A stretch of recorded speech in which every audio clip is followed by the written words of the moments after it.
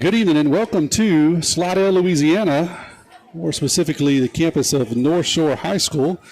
I am Tommy Upton along with Jacob Feely and Donna Balch down on the field. Kevin Weiss running the camera for us tonight for the YouTube stream. And we want to welcome you to Game 2, the 2025 season for the Picayune Maroon Tide. Picayune coming off of a 31-28 thrilling win over the Gulfport Admirals last week on the road. Stays on the road this week tonight to visit Slidell. Very beautiful field here, nice turf. Jacob and I are perched up high on the home side, looking directly into this big ball of sun, so we're struggling a bit. We're hopeful in the next 30 minutes or so, close to kickoff time, that sun actually goes down. Donald's down there roaming the sideline. Donald, you got us tuned in way over on the other side? Yes, sir, I do, and the sun is blocked by the tree for me, so we're good down here. Usually Donald gets the short end of the stick, but tonight he gets to roam the sidelines in the shade, and this is kind of a backward stadium. Usually you see the home side, they build the stadium where the home side is facing to the east, not to the west, but in this side, the home side's facing west, so they're getting the setting sun along with us. But we're not going to complain too much because it could be a whole lot worse. So I'm going to give you a couple of reminders here on Pawpaw's Campers and Cars pregame show, and then we're going to jump to Coach Cody Stagner's interview fairly quickly. Our guest on the Metal Building Supply halftime show tonight is none other than Mr. Timmy Kraft. So we'll be looking forward to hearing him tonight along with Kerry. Paul's Pastry Shop trivia question, we'll have that at the end of the first quarter. We'll get you to text that in, give you that information later at 10 o'clock. Don't forget to stay tuned right here on WRJW. Catch Friday night Under the Lights. Finotto, that's Russ Robertson, Dr. Reed Bench, George Broadstreet, and Chris Saxton. I'll be calling in between 10:30 and 10:45 tonight, giving them an update on tonight's game. You're listening to the Pawpaw's Campers and Cars pregame show. We're going to step away here, a word from our sponsor, and then we'll hear from Coach Cody Stagner. We'll be back here in 30 seconds. It's fall, y'all, at Pawpaw's Campers in Picayune, and it's camping season. Temperatures are falling, leaves are changing colors, and prices are dropping. Check out this new 2025 Freelander 27QB Class C motorhome. This unit has a rear queen bed, bunks over cab, and is on a Ford chassis. MSRP $125,847, reduced to only $79,987. It's fall, y'all, at Pawpaw's Campers in Picayune. Having fun, selling fun.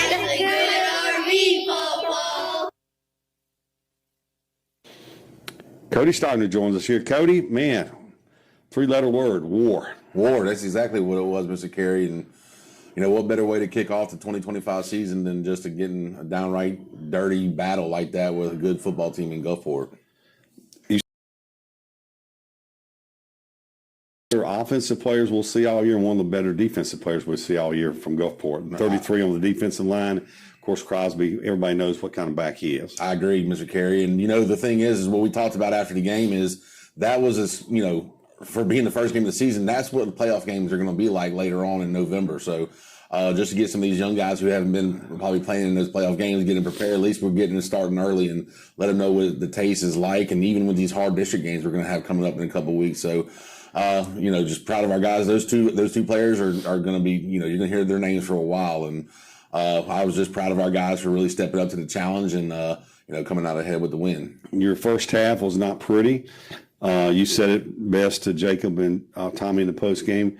You kind of wrapped it up and did everything to give it to them on the bow and said Merry Christmas. And you kind of did because you didn't play great the first half, but the effort was there. The effort was there, but we did everything that we could have controlled. We didn't. You know, we're always talking about control what we could control. Well, we failed in that aspect in the first half, and you know that's what I was really disappointed is because I really thought we were a little bit further along than that, a little bit more mature. But you know, first game jitters, at least we got it out of the way, and I thought we were in better shape as well. So that's something, you know, having that first game and you know being fortunate to come out with a win. We were able to get back and this week and really work on the things that we know. We said, hey, we're going to get better at picking football. We're not going to, you know, we got to get better at controlling the situation we're in. So I think our guys have really stepped up to the plate. The good news is it's on film. You know, you can't hide it. And so, you know, we got to show it to them. We've been teaching extensively this week on this is why we talk about these little things that you have to be good at in order to be great. there was folks not near me but away from me in the fans saying, well, we're not in shape, we're not this. And I want to turn around one time and say, do you know what's going on out there? You got guys that were cramping up. They were playing both ways. It's about 92 degrees at kickoff time out there. And yeah, hydration is something that you'll preach to them and they'll get better at. But if you look at the way that game played out, the fact that you played so many guys both ways, I'll be honest with you, I thought there'd be more cramping up. I really did. Yeah. Well, and I'll give a lot of credit to my guys, though. They fought all the way through for 48 minutes. Now, the other team had people cramping as well, and they only played one side of the football. So, I think we do have to give a little bit more credit to where our conditioning was due to the fact that, both teams were cramping. But the thing is, that was a very physical football game. It's hard. Like, you can run sprints and you can run stadiums. You can run whatever you want to all day long. You get in shape. But when you have to physically try to tackle, block, run, fight through blocks, fight through two tackles, that brings a different level of conditioning. And, obviously we try to mimic that as best we can at practice. But that the other night, that was all out. That was a heavyweight fight. That was blow for blow. And you're going to exert a lot more energy. You're going to have an adrenaline dump. So obviously we've seen a lot of that the other night. And obviously as we go forward, and we'll get better and better shape as the season goes along. But I would like to have seen us better that way. But now I don't know what it felt like in the stands, Mr. Kerry, but down on that field, it was muggy. I was even cramping down on the field. I mean, it was very muggy down there, and it was has been a long time since we played on grass. The grass was thick. I don't know. I ain't making excuses, but it almost felt like you're running through a beach at some point. But but I still have to give my guys all the credit. We didn't let it determine the fact that we still fought for 48 minutes. Absolutely, and I was going to point that out. The fact that they were one platoon, and you were two platoon. In other words, your guys were playing both ways. So many guys with so many great efforts. A couple plays I want to go back to. 3 plays particular. The field goal. You look back when it happened, and I turned to Michelle and said, that's going to be huge. Getting points down there. Boy, Edgar, he's been solid. He got a big-time leg. That was a good snap, a good hole. That kick was a huge part of the ball game. And a lot of times folks say, oh, you just might as well go for it down there at the end of the field. Man, those points came back to be the difference. That was the difference in the game drive. Obviously, we wanted to get 6 anytime we have a long drive like that. But anytime we could have a long, sustained drive like that and come away with points, it's always going to be a win due to the fact that we believe that our offense on the field is our best defense, and even coming away with points and, we trust Edgar to get out there, and, we've got 2 sophomores in there, the snapper and the holder. So, that was their first big time on the big time stage right there, having to perform right there. And we put it through, and it became, what was the difference in the ball game. So, obviously, it's foot game. It's a game of inches. Obviously, we'd like to have 6, but you take the points when you can take the points, and we got a guy we believe that's going to give us the success if we never do get stalled. So, sometimes we want to try to go for it, but right there, no, we got a guy we trust. We need to get points, and especially in a tight, hard ball game like that. That was huge right there. Everything was perfect on that. Go back to the call. I guess you and Coach Feely made this, the play on the little bootleg. I call it bootleg action. Basically, the flow went to the left. You snuck Zay out the back right side. He's wide open. Man, what a great call. Everybody in the stands was sitting there. We're going to run the reverse. We're going to do this, do that. I just said, who knows? I said, I just think we got something up our sleeve, and sure enough, you did. Well, it's a play we have in our playbook. We haven't practiced it probably in a year, so it's something we usually say for the end of the year, like playoff type time. It's just a switch pass back door. It's something we put in a couple of years ago with Cam Thomas. We run the switch pass series with the fullback, the flood series with the fullback, the tight end, the wing back, and we always saw that the tailback was getting out clean on the backside. So, we were sitting there contemplating what to do. I called a timeout, and we were just like, hey, it's time to throw the back door. It's going to be there. And good for us that Colt has ran it before, and Zay has run it before in practice. And so, but give everybody on the line, we had great protection on it. There was nobody in Colt's face. Everybody else did their job. I drawing the tension away from the defense, and it was just a nice, easy pitch and catch. Hawthorne's interception was a huge, it kind of stopped their drive, but there were so many times in this game. I've used that play as an example. There were so many times in this play, your guys, I'm going to use this, they didn't get caught up in the muck, because every time 5 came out of the backfield, it seemed like they wanted to go to him, or they used him for a decoy. Your defensive backs did a great job. Of course, that play sealed the game, but I thought all night your defensive backs played well. Yeah, a lot of them grew up. A lot of them grew up right before our eyes, because some of them was their first time playing back there. And I just look for that group to get better and better. That was a question mark going into the first game, but I was really proud of how they performed and played. Obviously, I'd like to see us tackle a little better. I think that's always going to be the case. We're always going to want to tackle better, but that group right there, Coach Hayden, Coach Poole, they do a great job with them. Like, they're just going to continue to get better and better every game. And Moto just having the football instincts to know that. I mean, like he said, he felt the play coming is what he told us. Yeah. So, I mean, hey, I hope that happens a lot more every game. So, and I hope they're always right. Zay Dennis Jr., we talk about his speed before, a guy who plays both ways for you. 22 totes, 175 yards. Some great runs, but what I saw about him, the growing up of him, is just thinking and knowing the situation. There at the end of the game, he could have run another 5-10 yards and possibly got hit and fumbled, or he would have run out of bounds, but he slid to the turf.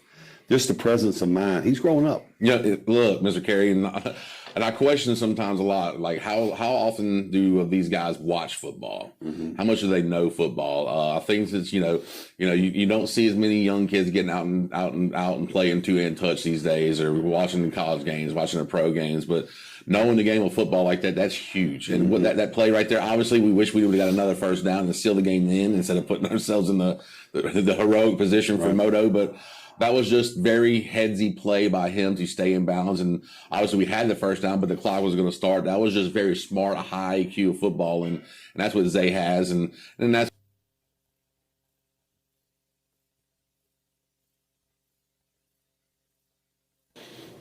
Cody Stagner, for a guy who played some great runs, but what I saw about him, the growing up of him, is just thinking and knowing the situation. There at the end of the game, he could have run another 5-10 yards and possibly got hit and fumbled, or he would have run out of bounds, but he slid to the turf. Just the presence of mind. He's growing up. Yeah, look, Mr. Carey, and I question sometimes a lot, like how often do these guys watch football? Mm-hmm. How much do they know football? I think it's you don't see as many young kids getting out and playing two-hand touch these days, or watching the college games, watching the pro games, but knowing the game of football like that's huge. Last year, tell us a little bit about them. Coach Sanders is, I think it's his second year there, and just from turning the film on, you can tell they are a lot better football team. They look a lot more well coached, better coached, more organized, and just from the film we got, it's going to be a challenge. They do a lot of different things, and just for them on offense, they get into kind of just about every formation possible in the spread, and they do it with the same personnel. So that's tough. When you're trying to personnel and you're trying to get certain guys in the games, when you see a certain H-back or tight end come in, they do it with the same guys. So it's going to be a challenge for our defense to really have our thinking caps on and being fine-tuned and locked into the game plan. And that's one reason we're trying to stay in base too, is to limit alignment mistakes and assignment mistakes. And offensively, I want to see if we can put together a clean football. I want to see if we can put together a clean football game from the first snap to the last snap. Mm-hmm. I want to come out and I want to have a better first half than we have in the past. And I want to be able to win each quarter. I don't want to just win the second half. Obviously, winning the second half is great.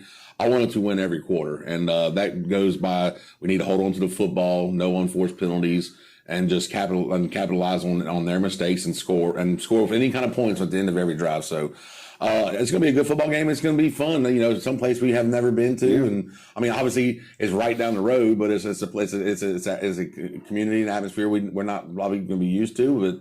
But I think North Shore is going to be it's going to be a good fun time and a good game. Appreciate your time today, Cody. Yes, sir. Roll Tide.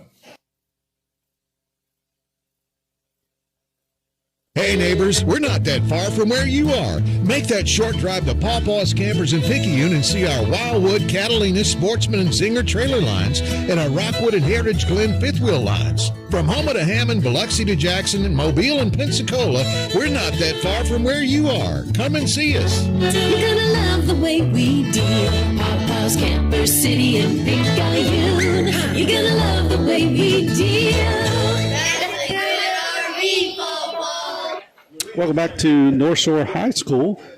Tommy Upton along with Jacob Feely. Got a box down on the sidelines.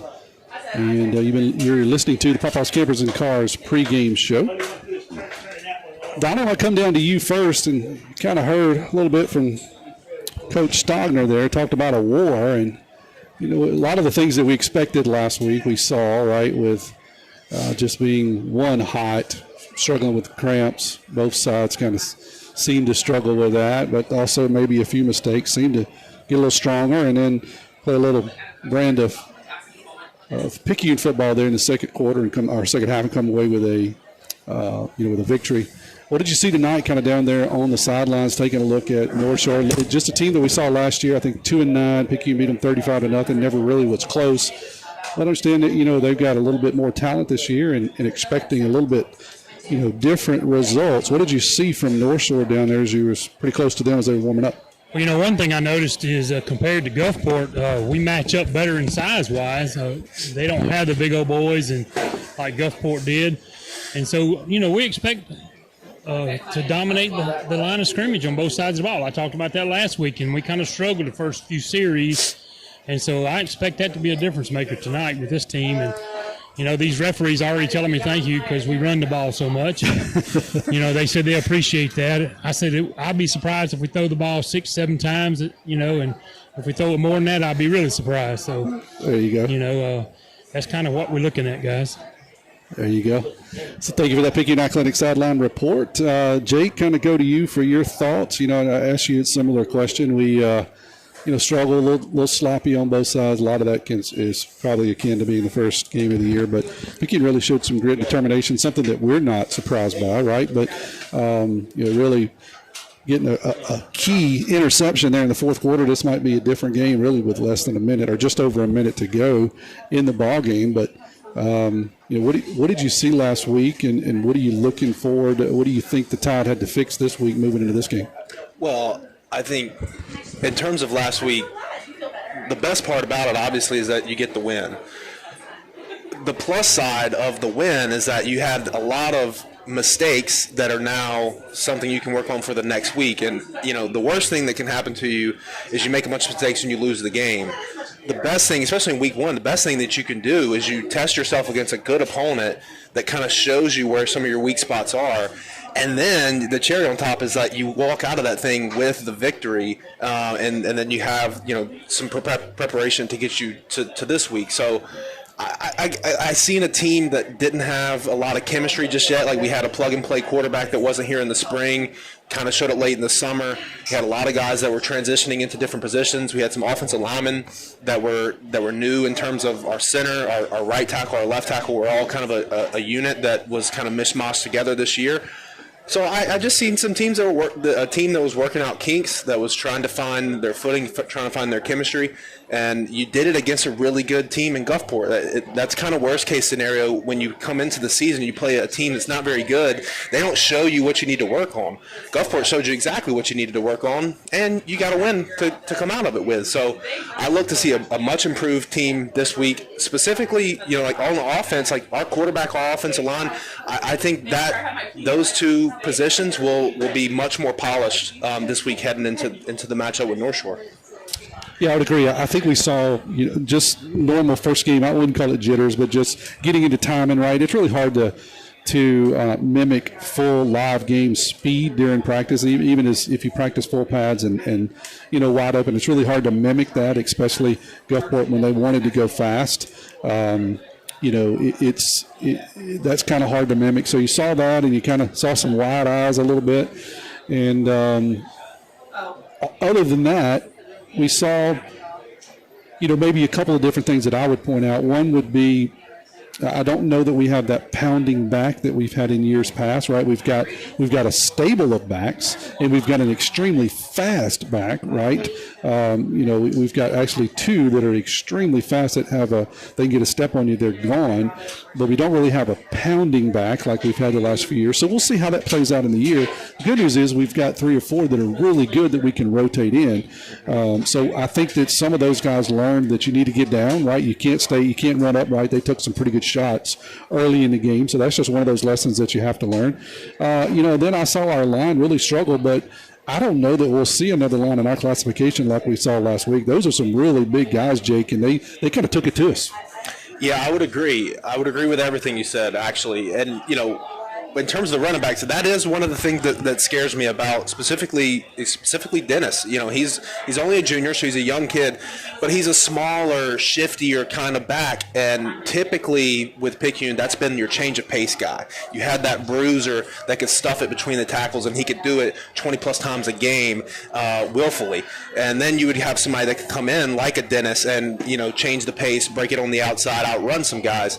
What worries me about Dennis, with him being a lighter, shiftier guy, is carrying that workload of 23, 24, 25 carries a game, especially as we get later into the season. Now, the good news about that is you can bring in a guy like Jamari Hawthorne. You can give it to a guy like Kylan Igana. And, you know, when you looked at our stat sheet last week, we had 5 or 6 different guys that had 5+ carries during the game. So you're kind of breaking up some of that workload that Dennis has to face. But yeah, I mean, I think that Gulfport defensive line, just the defensive front in general, the defensive front 7, they were very talented, they were very big, and they were very physical.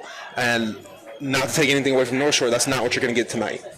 Yeah, we'll see. I tend to agree. I hope we don't see another line like we saw last week, because that was a good one. So we'll see what we see from these guys. So now you're listening to the Pawpaw's Campers and Cars pregame show. Let's step away and hear a word from Pawpaw. We'll be back in 30 seconds. Hey neighbors, Pawpaw's Campers has new 2026 models arriving daily. Our new 2025s have been drastically reduced. Check out this new 2025 Rockwood 282 RK fifth wheel. This unit has a rear kitchen floor plan, king bed, dual AC, and slide toppers. MSRP $76.03, reduced to only $42,987. Pawpaw's Campers in Picayune, your Rockwood headquarters for South Mississippi. Call toll free 800-728-2267. Come and see us.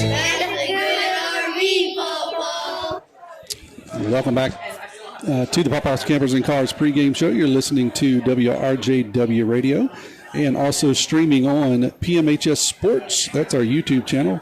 If you need to search that, PMHS Sports, you should pick us up. You'll get this audio over top of our live video stream, which is being manned by Mr. Kevin Weiss and sponsored tonight by First Baptist Church of Picayune, Dr. Tony Lambert. We appreciate you sponsoring the video stream.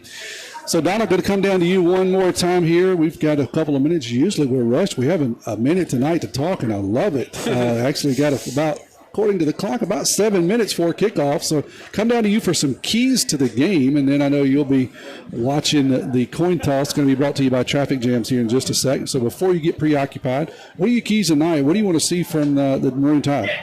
I want us to have that control the ball kind of deal. You know, Barry Harper used to say the ball and chain gang, and run the ball and move the chains every 3 downs. So he made a real good high note of that all the time. And, you know, that's Picayune offense. And when I was talking to some of these referees, the officials down here. How are you?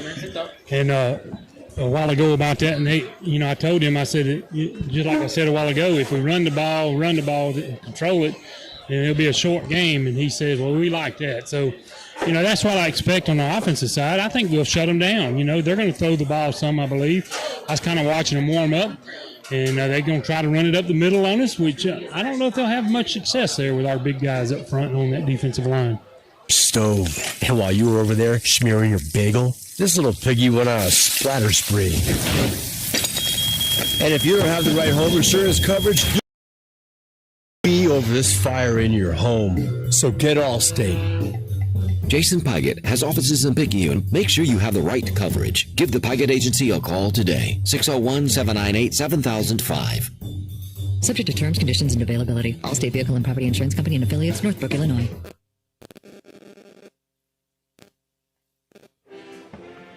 Welcome back to the Pawpaw's Campers and Cars pregame show.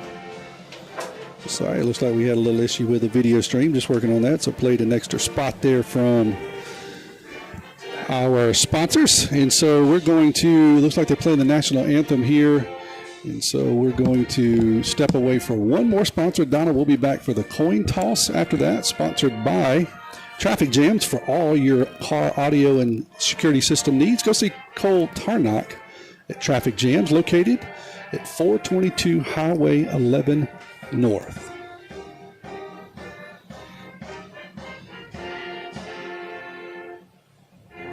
When you need audio or lighting for your vehicle, your off-road adventure machine, or your boat, trust the name and people who have been the go-to place in Picayune for over a decade. Traffic Jams has demonstrated their expertise since 2008, and people keep coming back because they trust them. Why gamble with other places that do audio sound systems and lighting as just another job when you can go to the experts who know the importance of every detail and every customer's request? Cole and the crew will take care of you. Don't put yourself in a jam. Go to Traffic Jams and be assured your expectations, your vision, the way you may want to see it and hear it are put in place. Traffic Jams is also the place when your ride's appearance and upholstery needs a little touch of excellence, a little shine to make it fine. Then call 601-889-9570 or stop by 201 Highway 11 South in Picayune. Come on over to great products installed by great people at Traffic Jams in Picayune. Traffic Jams, now offering window tint. Welcome back to the Pawpaws Campers and Cars pregame show. I'm Tommy Upton along with Jake Feely, Donna Balch, and Mr. Kevin Weiss manning the camera tonight. The teams are now approaching midfield, having that coin toss. Thank you to Traffic Jams for that sponsorship tonight. So while we're waiting on the final coin toss, Jake, I'll come over to you, and you got a hello list tonight that you want to say hello to anyone? Yeah, I did. My mom just texted me and said they're listening. So that's probably my mom and dad. Dakota, my son Taysom, and then we have some family in town. Brittany and David came in from Nashville, so hello to them as well. And if my Uncle John's listening, hello. Glad you made it. So I want to say hello to Paul and Tyler. Of course, they're listening back at Hippo. And they were letting me know, along with someone else, that stream had a little bit of issue. It looks like that settled in, so let us know if there's blame more. Elon Musk. Yeah, blame Elon. The satellite had a little hiccup, but things look to be okay. Let me know if it's not. 601-590-5950. You can let us know. That'll be the number. Also be the number for the Paul's Pastry Shop Mardi Gras Cafe trivia question. You can text in here at the end of the first quarter. So I want to say hello to Paul and Tyler. I want to say also hello to the crew up in GS, Mr. Kurt Gerald and crew. Appreciate you guys listening in up there. Don, I'll come down to you first for the coin toss brought to you by Traffic Jams. So North Shore won the toss and elected to receive. So we'll see what our defense has got right here. Opening drive. Also, my hello list, Tommy. All right, go ahead. Thank you. I was going there next. Faye Martis, Lane Balch, and John Wolverton, and Mr. Roger Walters. They all say they watch and listen. All right, good deal. So here we go. We're about to be underway. You've been listening to the Pawpaws Campers and Cars pregame show. Don't forget to tune in here at halftime for the Metal Building Supply halftime show. That will be sponsored by, as I said, Metal Building Supply. And the guest tonight is going to be Mr. Timmy Kraft. He's always a fun interview, and you can just imagine what he's going to say. So make sure you tune in to him and Kerry here in just a few minutes.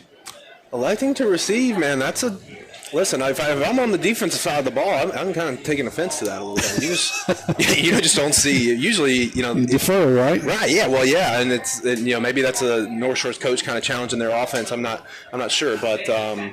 The ex-player in me would be quite offended that the team elected to get the ball first. Mr. Dalton Hedgepath, along with old Pops Kevin, listening in. Hey, guys, thanks for joining in. So it looks like Picayune is going to kick off here from their 40, just waiting on them to tee it up.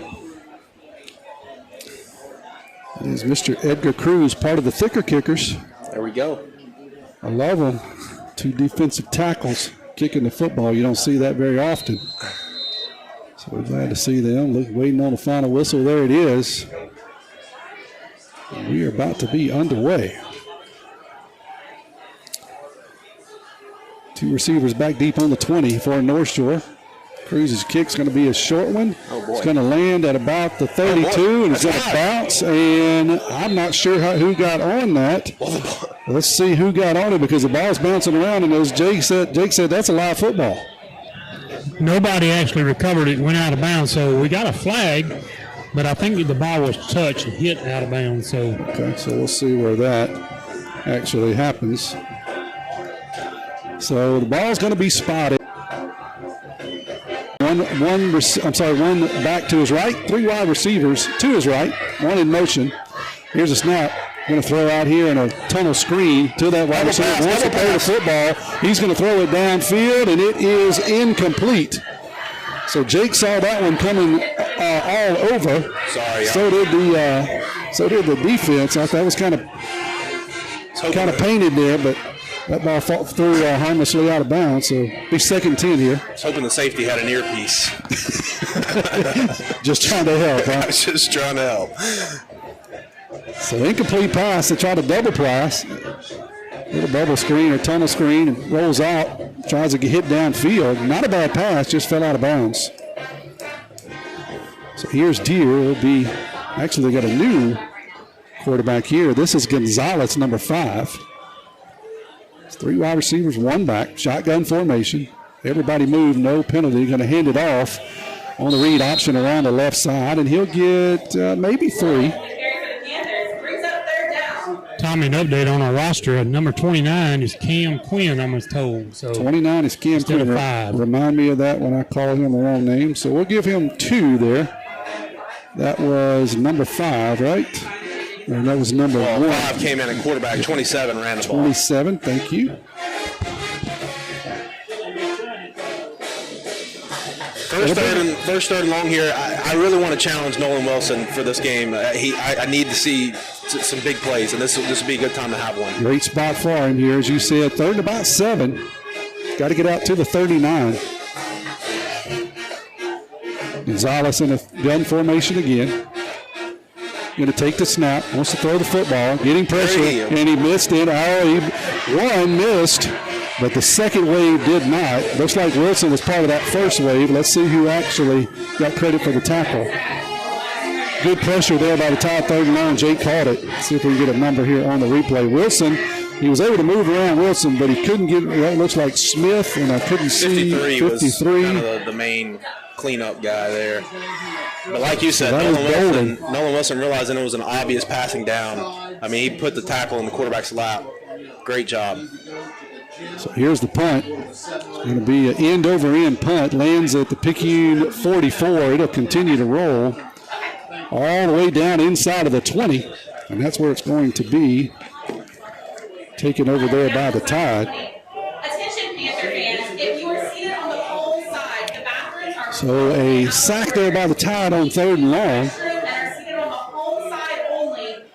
They will hand the football off on a punt. Pickey will take over on their own 19-yard line. Of Stacy Hopgood-Woods, proud supporter on the Picayune Maroon Tide. Good for Pearl River County, good for Mississippi. Stacy cares about you. Stacy cares about Pearl River County. Here's a toss sweep around the right side. Looks to try to get outside, and he's ran out of bounds. I'd say for no gain over there. We'll see where the exact spot. They gave him nothing. They gave him no gain, so it'll be 2nd and 10 for the Tide. And it's the same thing that happened to us last week. We're just having trouble getting around the edge. I mean, we're struggling. That was Zay Dennis. He's back there along with, it's like Macon Burnett. This time tried to quickie, but that's going to get blown dead. We'll see what the penalty is.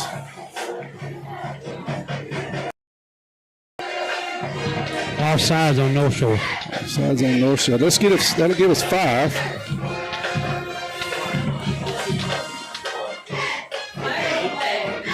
But they should move the ball out to the 24-yard line.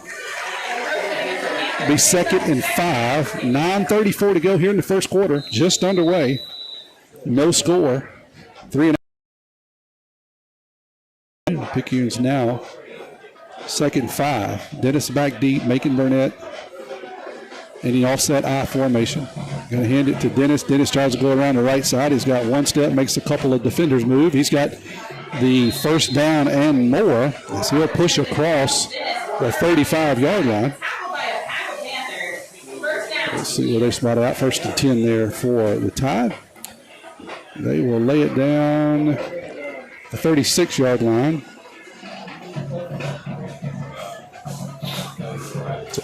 12 yards there for Zay Dennis.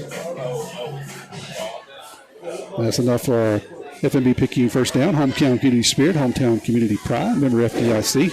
It'll be a toss around the right side. Dennis has got a little bit of running room. Now decides to turn it back underneath.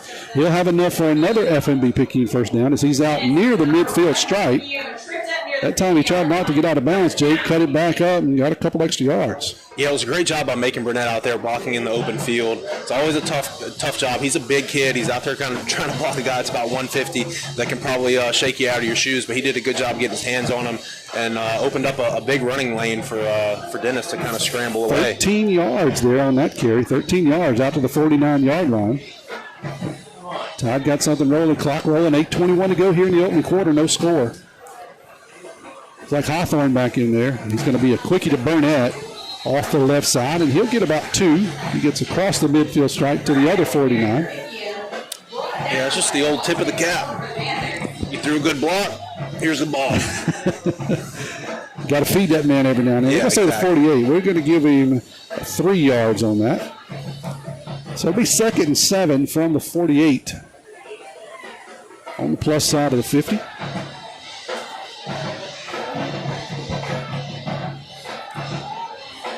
Hawthorne still in there behind Burnett. Robertson under center.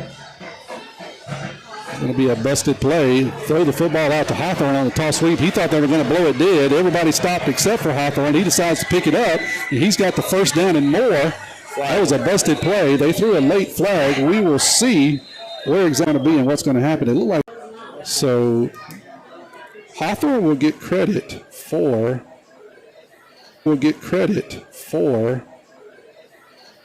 Well, let's see what happens. Let's see if this is after the fact that they're going to mark it off. I don't want to say that. They're marking it off from the 32. They're going to give him a yard. They're going to. So, yeah. So that participation, I think, is the official term for that. So the net result is 1 yard. You're right. So Hawthorne will get 1 yard. Down to the 47. Clock still rolling. 7:31 to go. So instead of 1st and 10 from the 32, 2nd and 6. The 47 toss around the left side. Hawthorne looking for some help. Got one block. Tries to outrun a guy. He does. Turns around the outside. He's got a first down and more. He's going to get outside down around the 35-yard line. So it'll be a 12-yard run if they put it down at the 35, and they do. Yeah, and that was a great job by his brother, or relative of some sort, Jordan Hawthorne, setting the edge there. You know, we get the power. Kylan Agana comes in and kind of opens it up a little wider for him. Nobody touched him, I mean, for the first 8 or 9 yards of that play. 1st and 10, that's enough to be Picayune, the place for all your banking needs. Miss Susan Wilson and her staff are ready to service you at the North Picayune branch on Cooper Road. 1st and 10 from the 35. Robinson going to toss it to Hawthorne around the right side. Makes a couple guys miss. He's dancing back up the middle, and he's across the 25, and that should be enough for another F&B Picayune first down. That's a good sign, Jake, when you're getting the power's getting 10-yard chunks. Yeah, you're exactly right. And, I mean, listen, great job of running the ball there, but Kylan Agana is a machine. I mean, when he runs through there, he's almost like some sort of like bulldozer. It's like, and you're just running through a field, and he's cutting down trees. I mean, I think I saw him block 2 or 3 guys on that same play there. The first down at the 25, 1st and 10, clock rolling, 6:24 to go here in the opening quarter. No score so far, tied threatening. Robertson under center, going to hand it off to Agana off the left side. He's got a big hole, dragging some guys across the 10.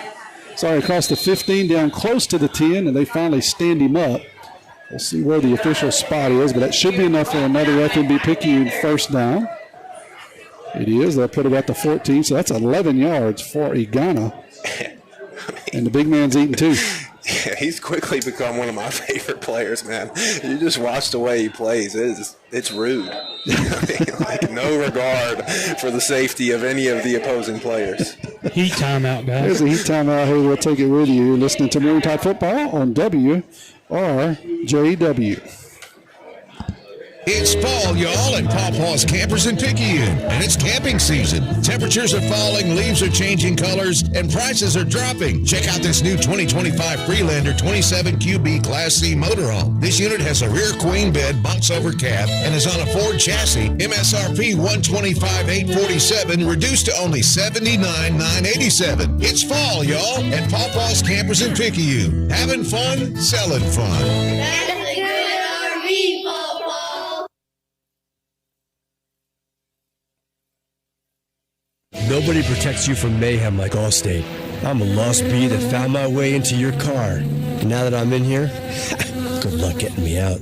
I think it's gone. Wait, no, it's in my hair. And if you don't have the right auto insurance coverage, well, this could be quite a sticky situation.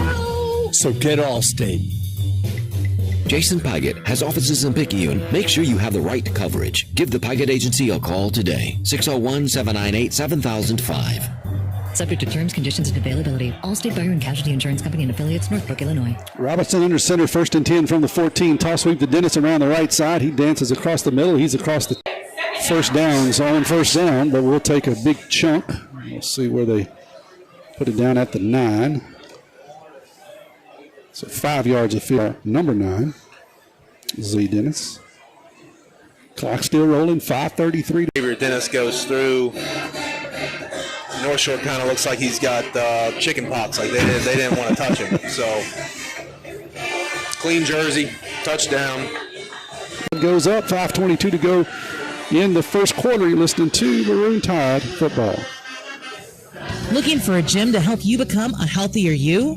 The gym at Picayune is the place to be with its large open facility, modern equipment, and knowledgeable staff led by owner and operator Edgar Woods. The gym at Picayune offers a variety of workouts and classes to meet your specific needs with 24/7 access.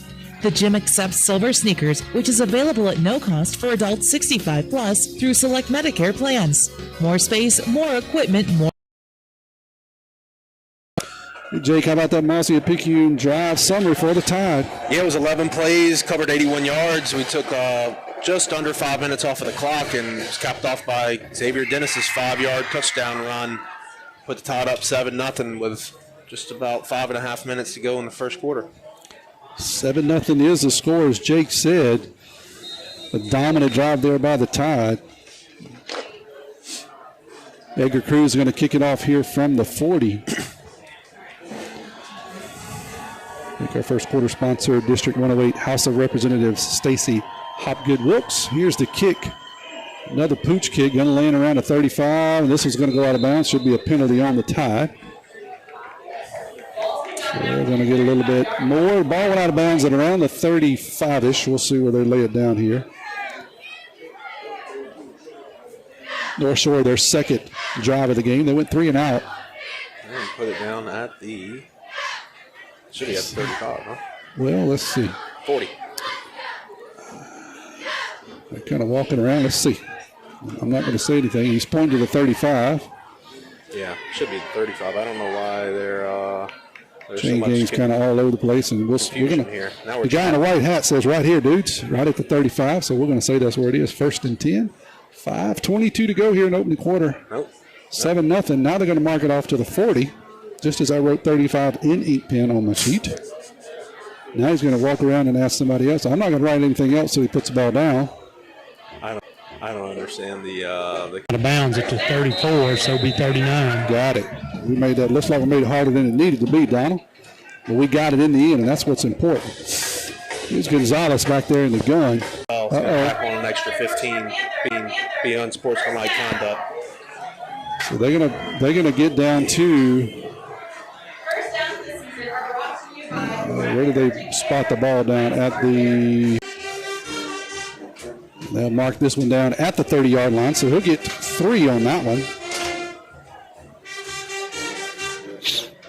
Clock still rolling, 4:36 to go here, the opening quarter.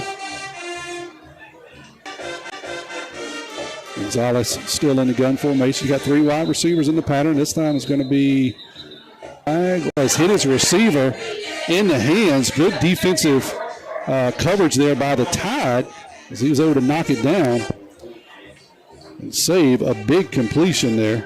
That's number 9, Dennis.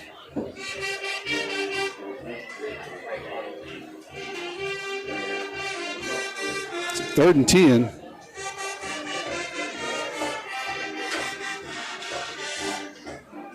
From the 30-yard line.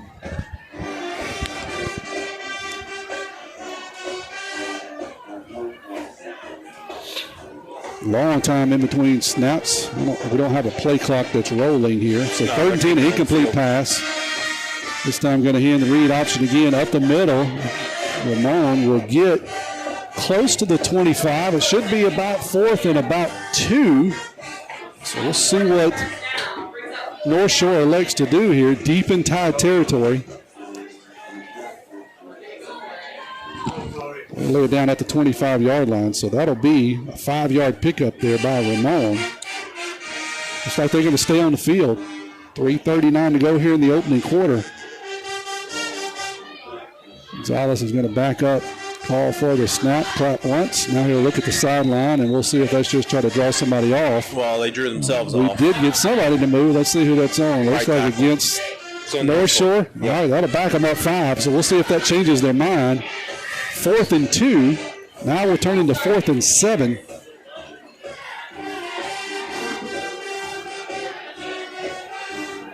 I would imagine you're kind of in no man's land here unless they have an all-state kicker. Yeah, that would be somewhere around a 42-yard field goal from where it sits now, depending on where they laid it down. 42-yard field goal.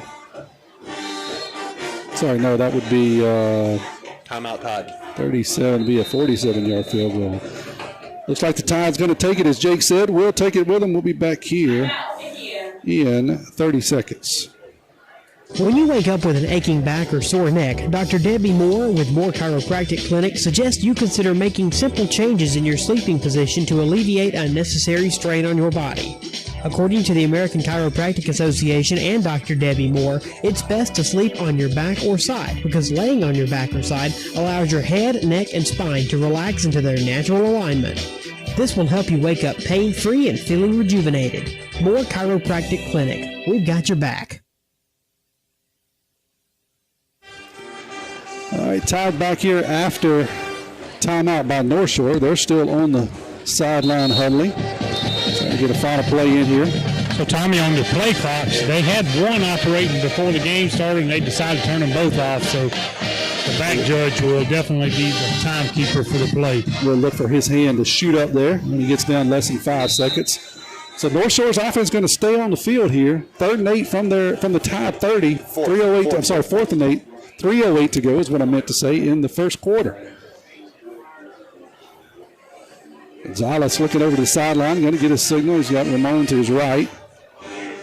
Fakes the football to him, rolls to his right, wants to throw the football, getting a lot of pressure from the Tide. Going to tuck it. It's going to be really close. He's got the first down. Had an open field tackle out there. They spotted him short.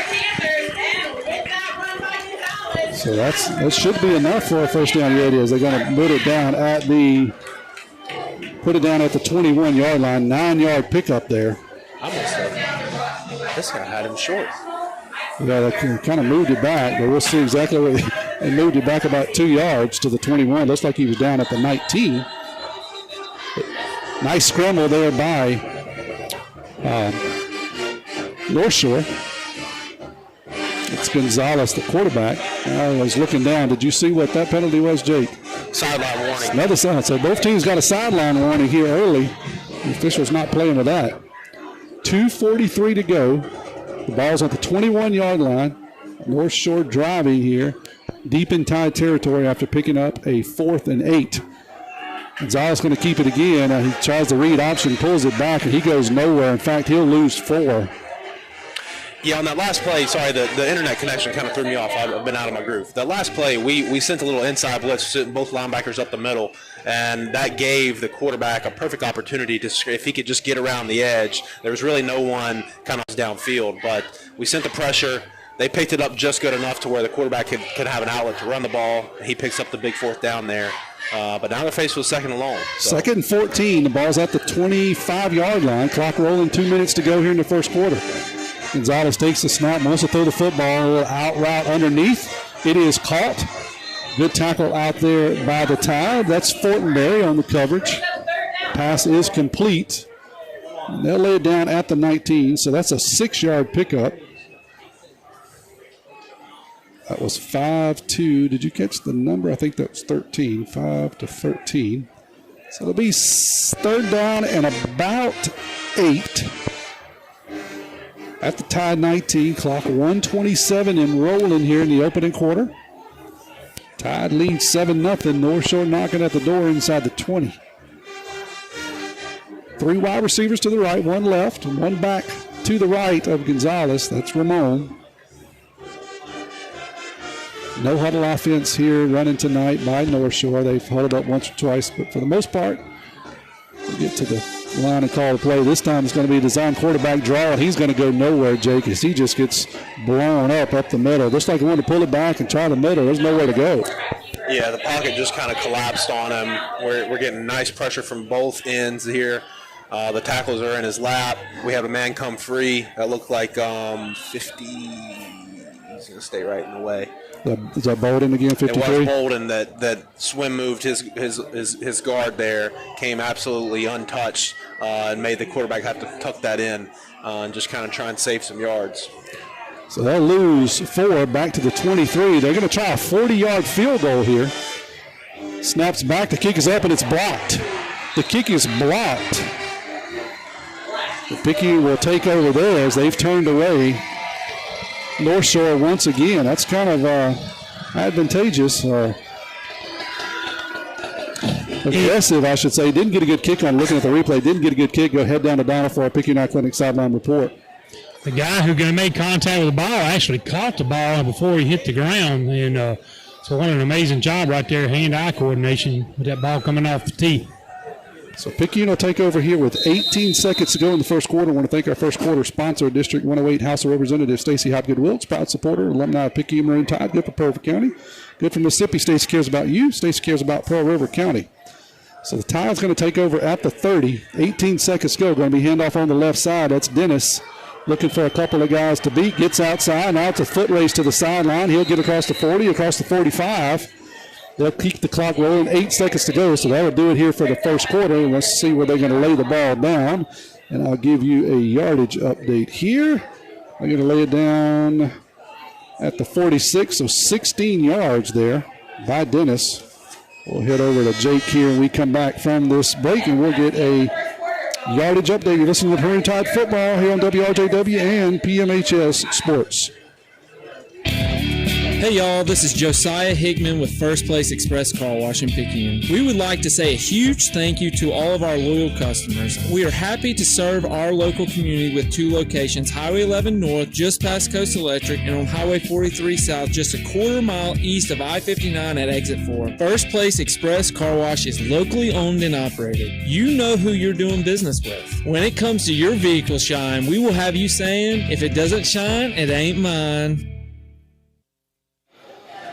We'll head over to Jake and get a yardage update, a Remax Premier Group yardage update sponsored by Deanna Hunt.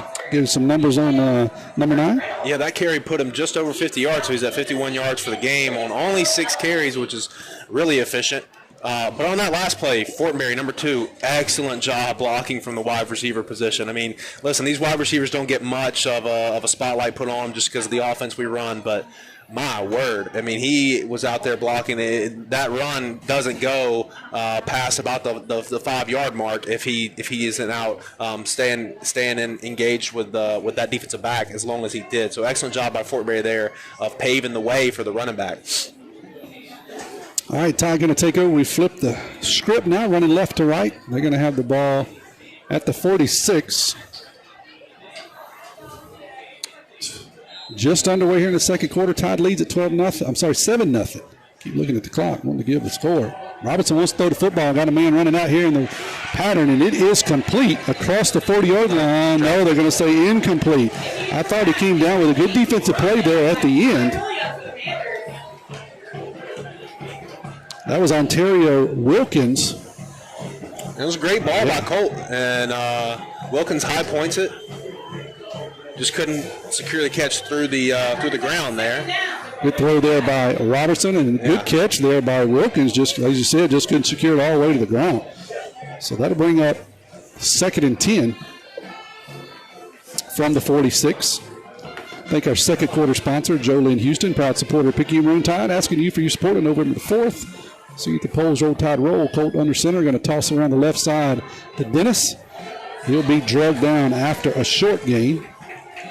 He'll add a couple of yards to his total.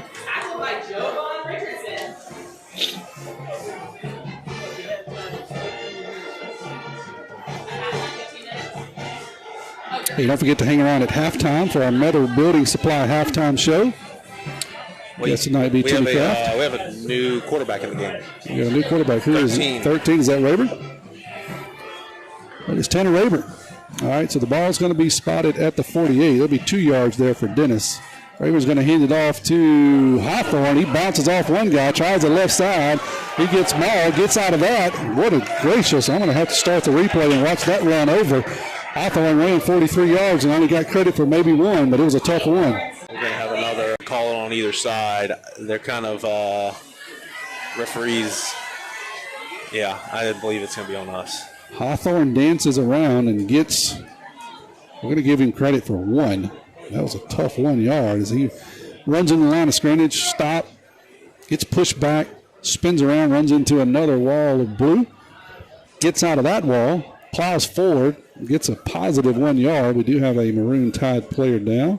See if he's cramped or if he's okay. We're going to step away while they take a look at him.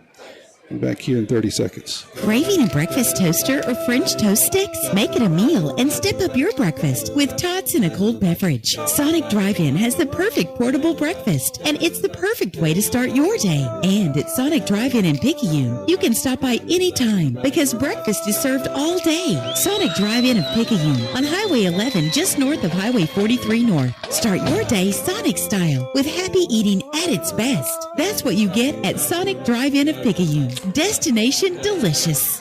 It's Jamari Hawthorne. He seems to be okay, walked off on his own power. Defensive back and running back. He's a guy that we don't want to see go down.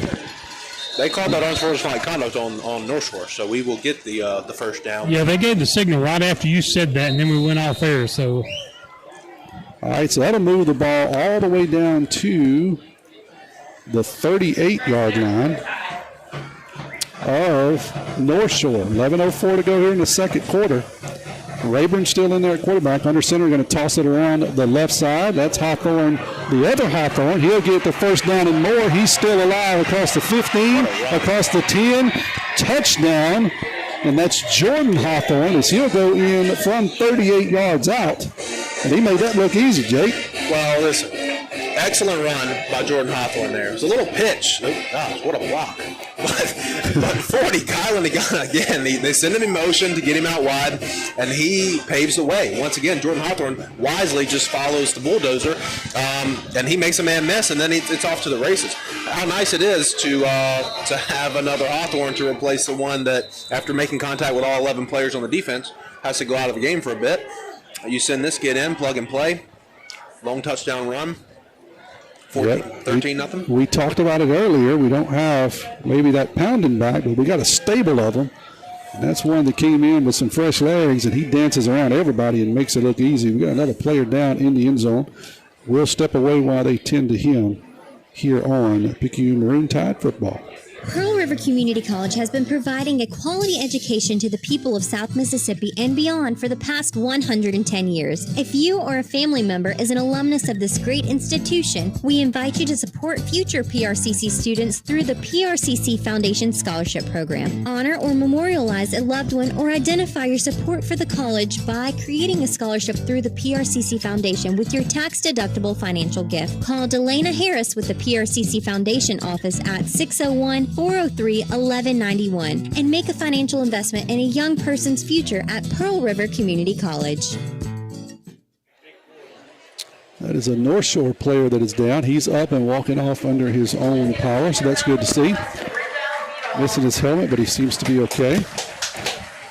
So Edgar Cruz is on for the PAT.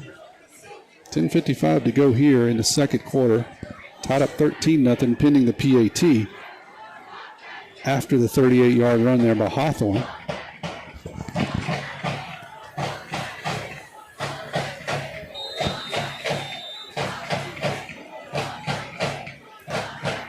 Snap is back. Rayburn's hold is good. Cruz's kick is good. 14-0 is the score.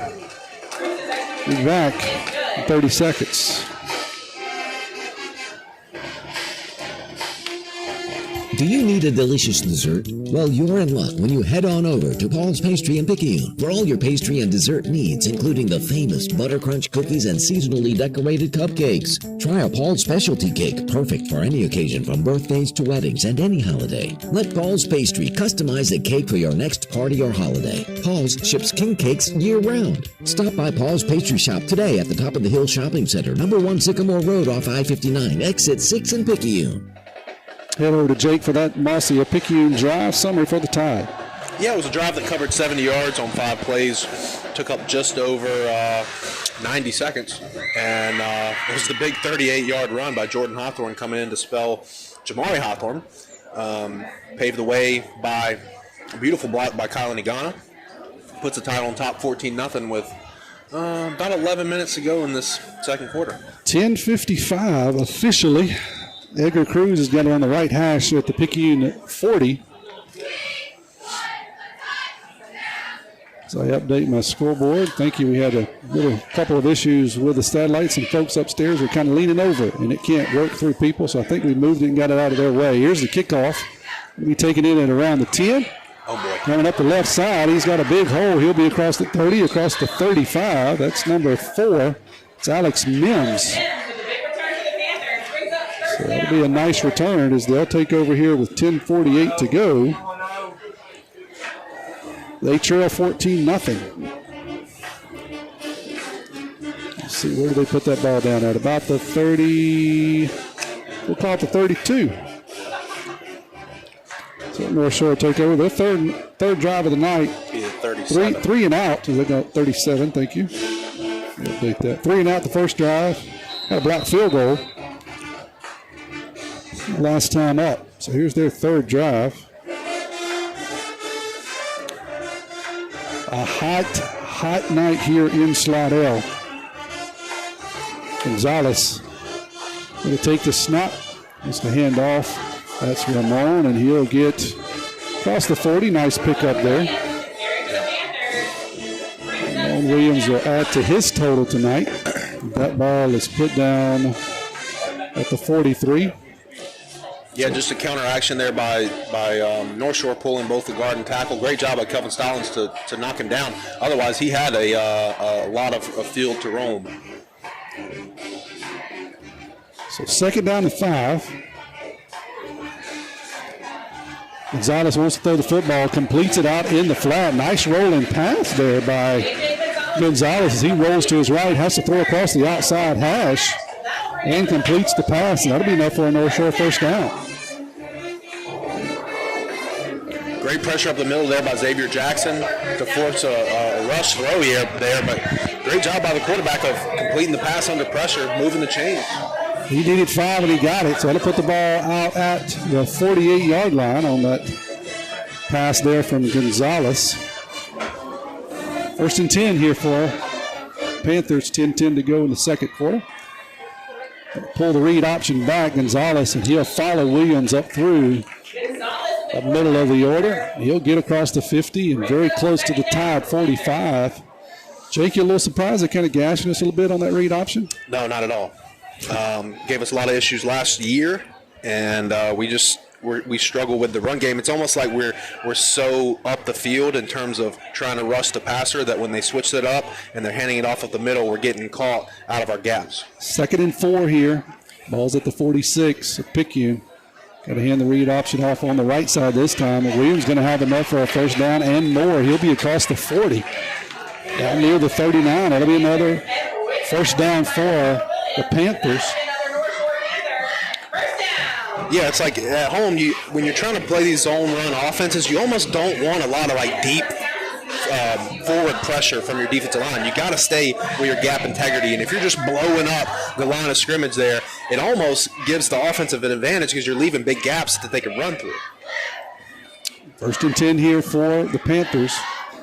Gonzalez is going to look over to the sideline and get another play. Confirm the play they're running. Thank our second quarter sponsor, Joe Lynn Houston. Proud supporter, Picayune Maroon Tide.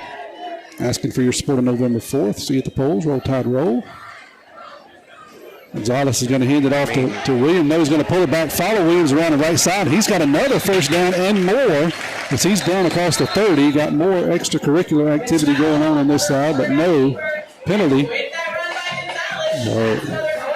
Gonzalez did a good job pulling that read option back. Saw the defensive end crashing down, and he'll pick up a big gain down to the 26. That's 13 yards for Gonzalez there. Yeah, it's counters when they're running the run play. It's a counter, and then they run the read option there, and it's just they're capitalizing on the pressure that the Tide's creating and using a little misdirection there to get them out of position.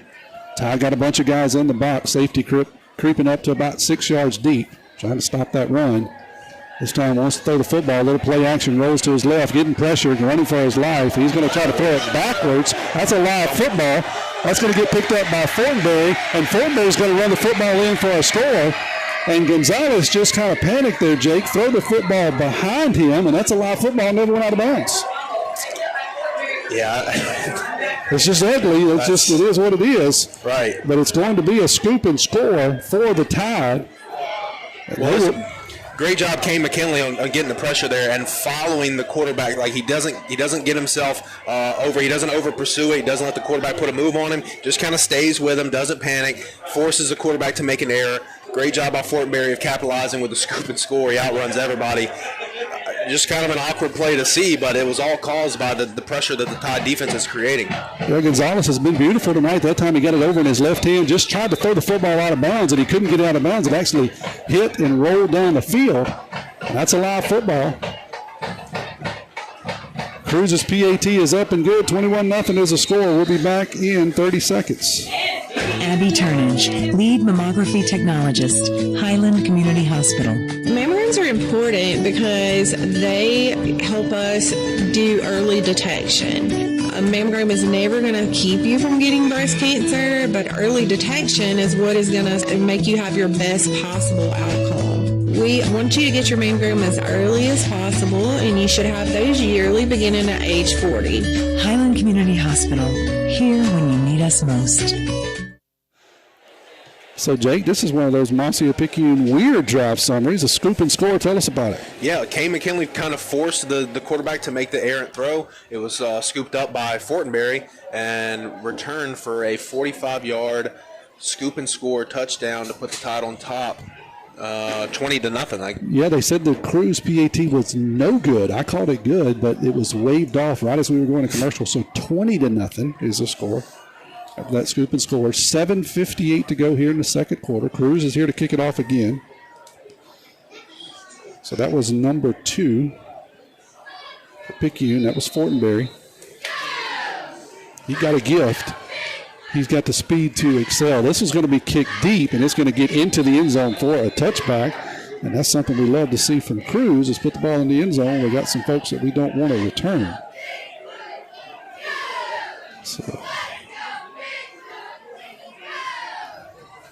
So North Shore will start their 4th drive of the night. First down, Panthers from the 20-yard line. From their own 20. Yeah, you hate that for Gonzalez. He's really played well, Jake. It just tried to do too much, really. Didn't want to give up the sack. Tried to get out of bounds and ended up just kind of fumbling it away. Well, and to his defense, he's had some success kind of getting out of the pocket and picking up those runs. And that time we stayed disciplined, just kind of forced him to the sideline, and he panicked a little bit.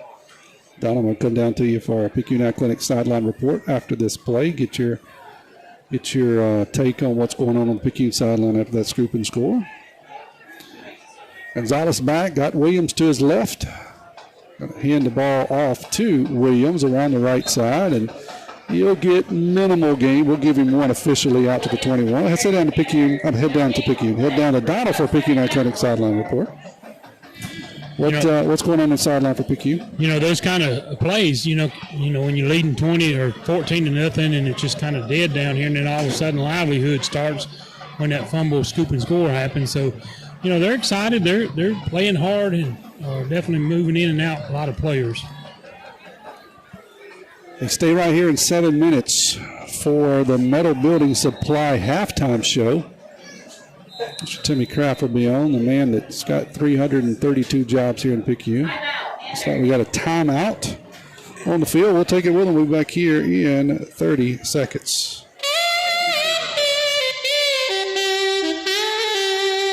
Scott Hillary and Hillary Law Firm PLLC focuses primarily in the areas of divorce, child custody, wills and estates, DUI, defense, and personal injury, where he has served a wide variety of clients throughout South Mississippi. As a longtime resident of Picayune, Scott works personally with each client to create a personalized plan to achieve goals set based on their individual legal situation. Call 769-242-0375 for an appointment. Mr. Hillary understands that no cases are identical and that each legal matter requires a unique and individualized plan based on each client's specific needs. Hey, stay right here right after this scoring drive. Sorry, after this defensive scoring drive by the Tide.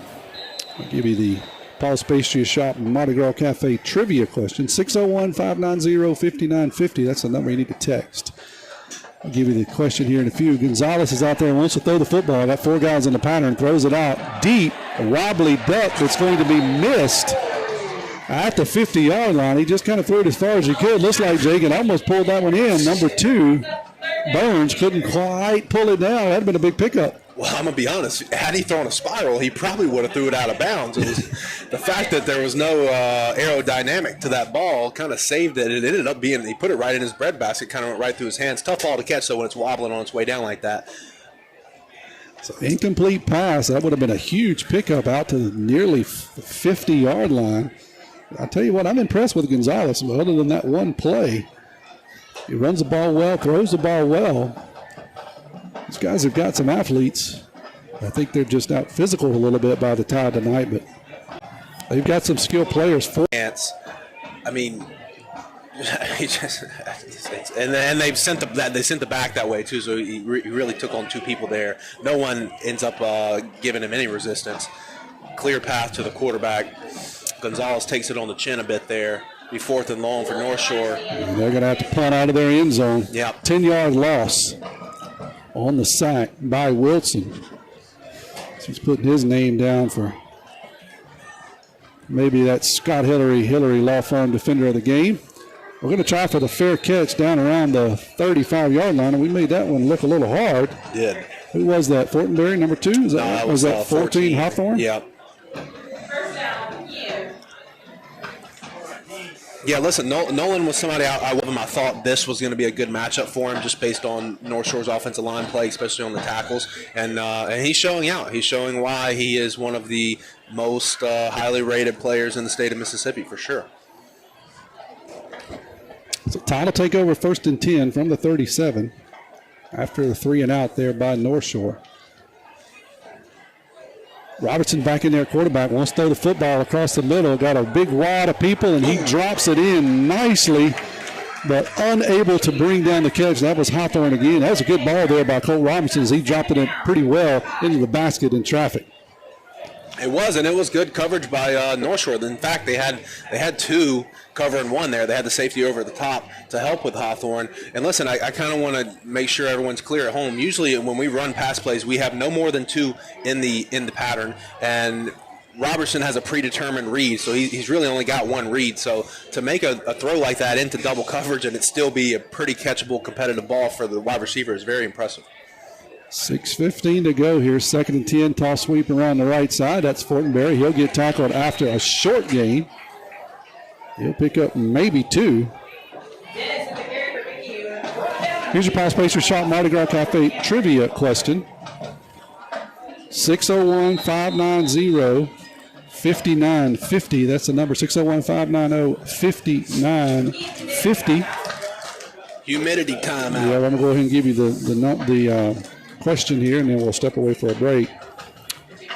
What year did the NCAA first acknowledge the forward pass? What year did the NCAA first acknowledge the forward pass? 601-590-5950. We'll step away here for 30 seconds. We'll be back after this word. Hey, Hey neighbors, we're not that far from where you are. Make that short drive to Pawpaw's Campers in Picayune and see our Wildwood, Catalina, Sportsman, and Zinger trailer lines and our Rockwood and Heritage Glen fifth wheel lines. From Houma to Hammond, Biloxi to Jackson, and Mobile and Pensacola, we're not that far from where you are. Come and see us. You're gonna love the way we deal. Pawpaw's Camper City in Picayune. You're gonna love the way we deal. Text me 601-590-5950 what year the NCAA first recognized a forward pass. Colt Robertson throws a forward pass across the middle, and it is incomplete, but he was getting assaulted during that, and that was Ontario Wilkins on the attempt, and so we're going to get the pass interference there on North Shore. I want to thank First Baptist Church of Picayune, Dr. Tony Lammer, for sponsoring our video broadcast on YouTube on PMHS Sports. I want to thank our second quarter sponsor, Jolene Houston, proud supporter of Picayune Maroon Tide, asking for your support on November 4th. See you at the polls. Roll Tide, roll. So if you want to give me your answer and your name, I need your answer and your name, 601-590-5950. It's going to put the ball down at the 22-yard line.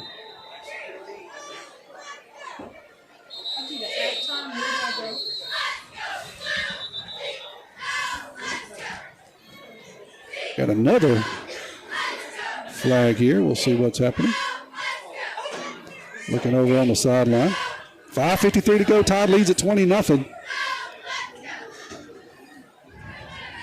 A bunch of guesses on the Paul's Pastry Shop Mardi Gras Cafe trivia question. I'll take a look at those in just a second. As the officials are in a huddle. And Jake, that often doesn't bode well for Picayune when the officials get in a huddle, but we'll see what happens here. Right now it's 1st and 10 from the 22. Looks like they pick up the flag. There's no signal, so they're going to act like nothing happened and just roll the clock. We're okay with that? I don't know. Tide's going to re-huddle here because they get a new 25 seconds. So we'll pretend that never happened. 1st and 10 from the 25. 5:53 to go here in the second quarter, tied up 20-0. Going to be handoff on the right side to Dennis. He's trying to outrun a couple of guys to the sideline. Cannot do it. As a matter of fact, he'll lose a yard.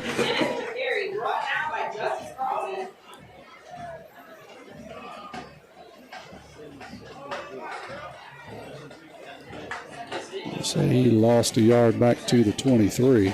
-1 there for Tommy, and I don't know if y'all noticed this, but the running back, once he got grabbed and realized he wasn't going to get loose, he went down quick instead of getting slung back for a bigger loss. Yeah, I think Dennis learned a lesson last week of running up right. He kind of got slung around and popped pretty good, so that's a lesson that you have to learn.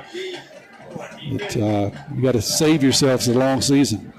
Robinson's going to toss it to Dennis again around the left side.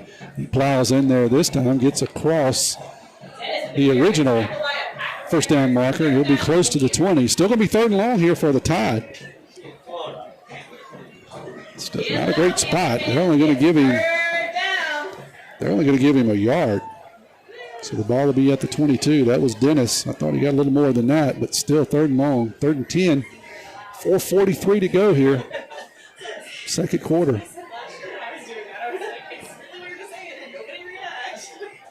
Tied up 20-0. Hawthorne in tailback. Split backs behind. Robinson going to hand off on the double move to Macon Burnett. They say the ball is loose. I disagree. I didn't see it squared out of there. Burnett did not have enough for the first down, but he did get a nice gain down inside of the 15, down to the 14. That was Burnett. So it's going to bring up, it's going to be 4th and a short 2, we'll call it. Tide going for it deep in North Shore territory. Robinson's going to go under center, going to toss around the right side to Hawthorne. Hawthorne's got the first down and more. He's met at the 10 and falls across the 10. That'll be enough for an FMB Picayune first down. Checking Savings Loans Mortgages. You need it, they got it. It could be Picayune your hometown bank. Hawthorne's maybe kind of showing, hey, I can be that back that can put my head down if needed to, and he plows across the 10-yard line. That'll be enough for a 1st and goal, Tide. at the 9-yard line. Pick up a 5 there by 22.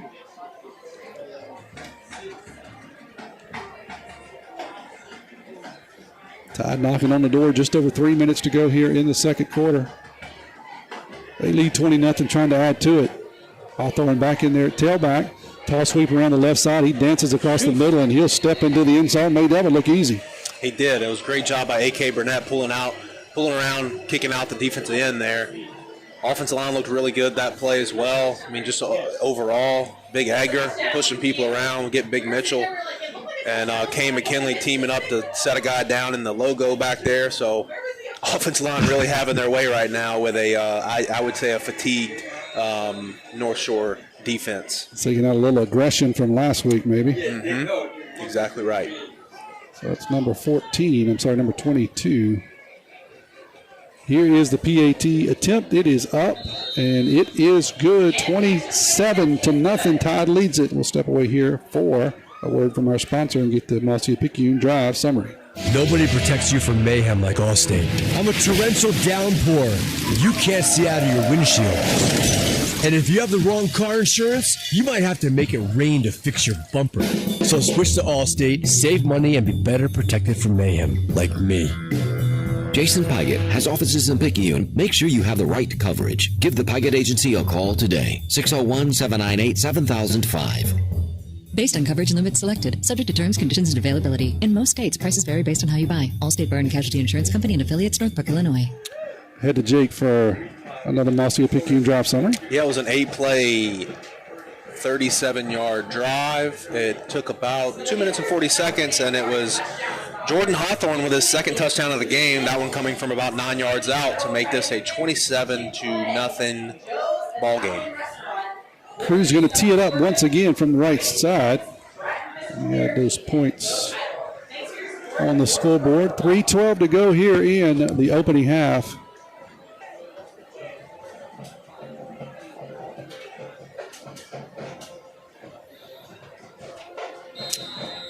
So North Shore is going to take over. He has a nice pickup there. Another nice run there on first down. So we'll give him 6 there. They're going to put it out at the 26-yard line.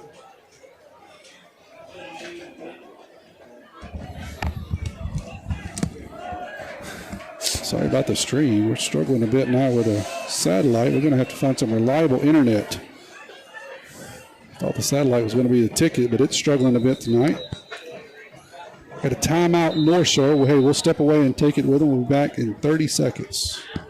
High school football season is back and the excitement is real. But with the thrill of the game come those unexpected aches and pains. Moore Chiropractic Clinic has got your back. Trusted by athletes and families alike, we ensure you're in top form to cheer for your favorite teams. So don't let pain sideline you this season, whether it's a slip in the stands or a tackle on the field. Moore Chiropractic is here for all your spinal care needs. So get back in the game with Moore Chiropractic Clinic. Your team's winning touchdown starts with a healthy spine. Call us today or visit us at our clinic, Moore Chiropractic Clinic, where wellness meets winning spirit. I'm giving you easy questions, these first two on the Paul's Pastry Shop Mardi Gras Cafe trivia question. What year did the NCAA first recognize a forward pass? It was 1906. It was answered correctly by many of you, but the first one was Doug Burrell. So, Doug, you can head by the station, pick up your gift certificate. Head over to Paul's Pastry Shop, get you $10 worth of those butter crunches. Or something else, if you need to. 2nd and 6 here from the 2nd and 4 from the 26. Low snap. Gonzalez has got all sack for the tie. Is that Burnett? Is that Burnett or Wilson? Burnett is looks to be down in the backfield. Hopefully that's just a cramp.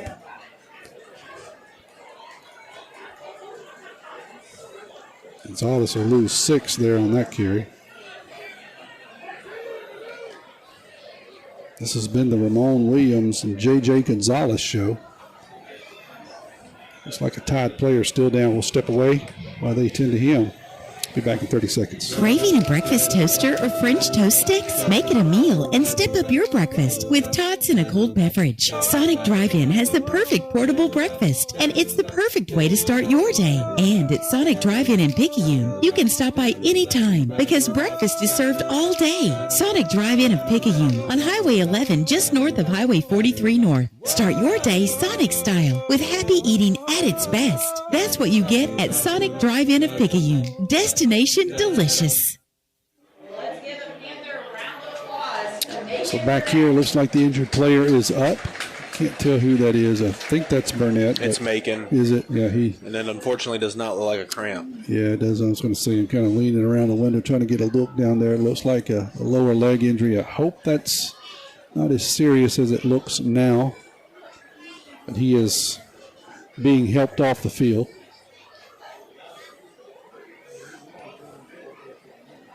He is another two-way starter, fullback and defensive lineman for the Tide. So certainly don't want to see anyone being carried off the field. Certainly not Macon. He is he's a go-getter. Jake, I really like that young man, and he's gonna be missed while he's out. So third down and about 9 from the 21-yard line here for Gonzalez and crew. 27-0. Tide leads at 2:17 to go here for the Metal Building Supply halftime show. Gonzalez is going to call for the snap, get it. Going to keep it and go around the left side. He's got a nice running room. Puts his head down and runs over a Tide player to 30. Loses the football. He's down. And I think they're going to call him down. He should be really, really close to a first down. We'll see exactly where they spot it. They are going to wave him forward. So he'll pick up 11 yards. Gonzalez does. Said it earlier, I say it again, Jake. They got some weapons. They just struggle a little bit here being out physical, but they've got some weapons back there. They can do some damage if you're not paying attention. 1st and 10 from the 31. Gonzalez wants to throw the football across the middle, and that one's just behind the intended receiver. Yeah, and listen, with as well as they've ran the ball, I kind of thought they would start taking some more shots in the passing game. And when you see it there, they had everything they wanted. It was just a little bit behind, and maybe the wide receiver probably could have pulled it down and hit him in the hands for sure. But I've been surprised that, and we've seen the quarterback have a really great arm. I've just been kind of surprised that they haven't taken more shots in the passing game. Yeah, they've set up that play action well. That time they got the Tide defenders to take a step in, tried the slant route. Just couldn't quite pull it in. 2nd and 10, same play to the right side. Going to throw an out route. And this one is complete. Out around the 38-yard line. We got a flag way back here towards the interior line. We'll see what's going on there. It was a illegal man downfield. Okay, well, that might erase that play. We'll see what happens here.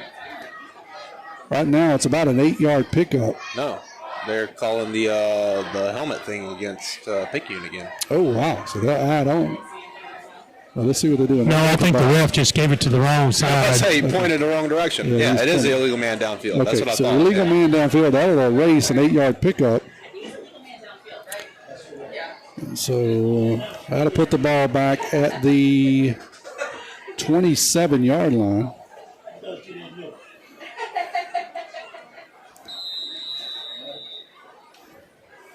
That'll bring up 2nd down and about 15 for North Shore. 1:18 to go here for halftime. Set the screen up there. Had that one set up well, just couldn't complete the pass. Williams has ran the ball well tonight. That time he couldn't pull in the screen pass. Yeah, the screen set up beautifully. Like you said, he had some linemen out in front for him. Had the defense running upfield pretty aggressively. Just couldn't connect with the back out of in the pattern there.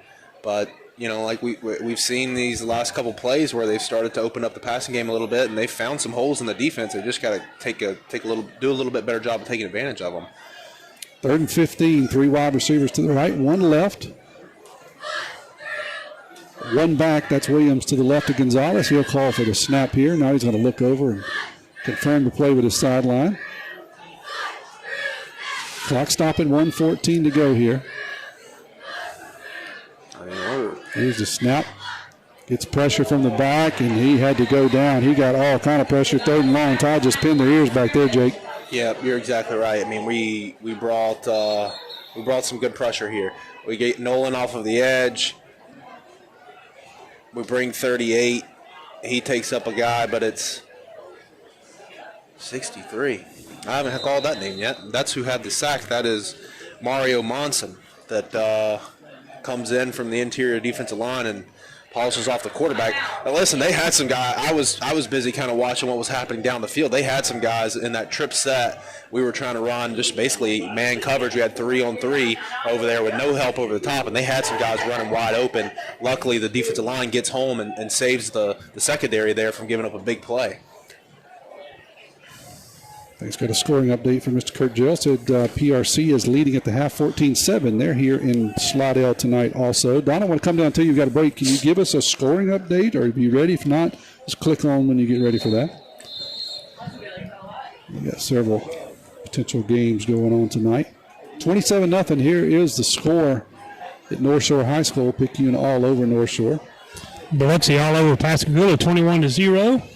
D'Iberville up on Gaucher, 21-3. Hattiesburg over Laurel, 10-7 for the Little Brown Jug. And then Stone over Poplarville at halftime, 21-7. South Jones is beating George County, 21-0. So 4th and long here. North Shore is going to punt it from about their own 6. Got an end-over-end punt. It's going to land and at the 50 and roll across the 50, and we'll be down at the 47-yard line. That's where the Tide will take over. 53 seconds to go here. All right, listen. Before the Metal Building Supply halftime show.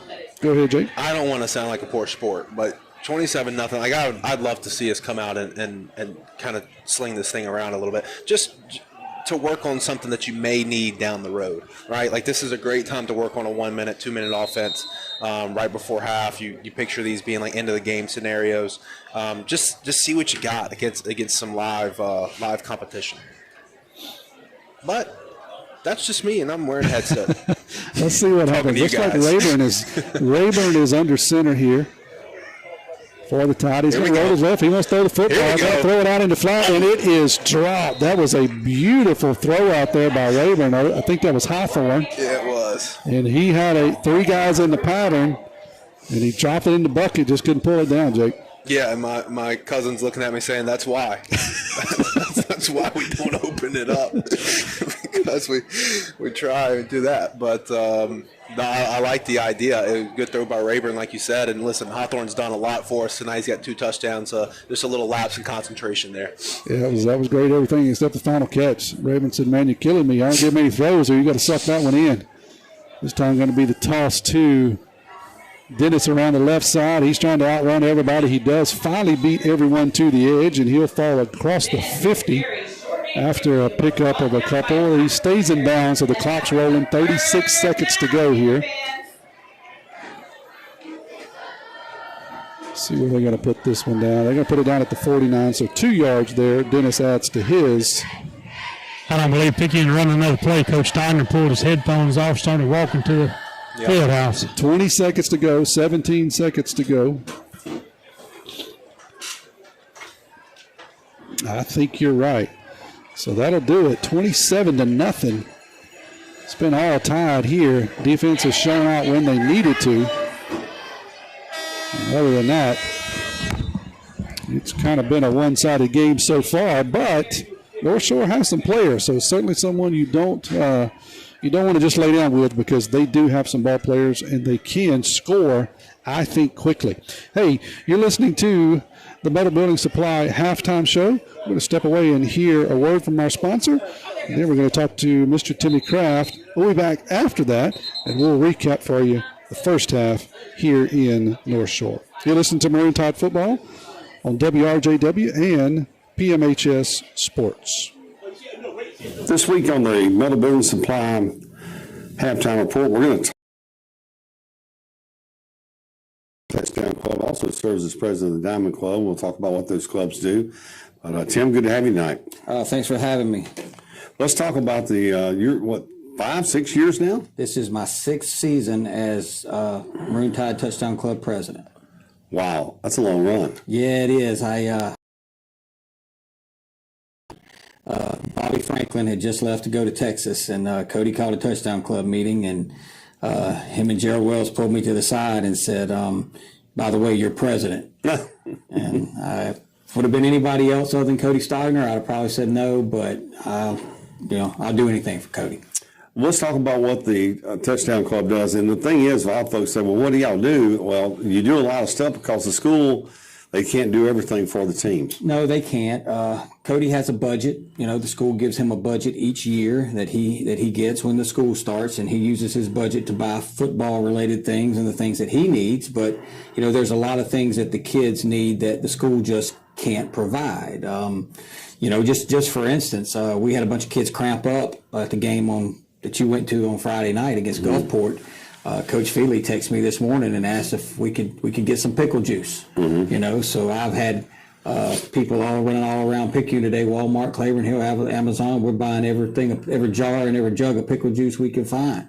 Pedialyte, things like that. Washing detergent. People don't think about that. You would be surprised how much washing detergent we go through. And then the main thing is we want to make sure that our kids have a great experience. We have senior night coming up in a few weeks against Ocean Springs, and we give each kid, they get a miniature helmet of the helmet that they wore at Picayune with their number on it. The cheerleaders get a shadow box with some things that Jessica puts together for them. We have our end of the year banquet, which rivals any banquet that you would see at the college level. So there are so many different things that we do that provides extra value that the school just either can't afford or legally can't do. I mean, a lot of people kind of get confused when they realize that the school doesn't pay for these kids to eat, after games and things. But, schools are funded with public money. And so if you play a football game at, Hurley, Mississippi on a Friday night, the school's not obligated. The school by law can't feed the football team. And so, that falls on the Booster Club to do so. And we do that. And, it's usually somewhere between $6 and $8 a head to feed these kids. And, right now you're talking about a roster of about 64 kids. We have 9 coaches. Cheerleaders fall on the jurisdiction of the Touchdown Club. We have about 21 cheerleaders and 2 cheer coaches and 2 managers. So when we take care of our SROs, our student resource officers or school resource officers, we take care of them. We take care of our chain gang at home games. We're feeding about 120 people at $6 to $8 a head every Friday night. And that alone is an undertaking. But on Monday, we had a 9th grade game and a JV game. So we fed our 9th grade and we fed our junior varsity. On Thursday night, we'll have to take care of our junior high. We have to feed them. They get to eat at school at 11 o'clock, but at 3 o'clock, they walk over to the stadium to play a 5 o'clock game. And, if we don't feed them, those kids may not eat until after they play their football game.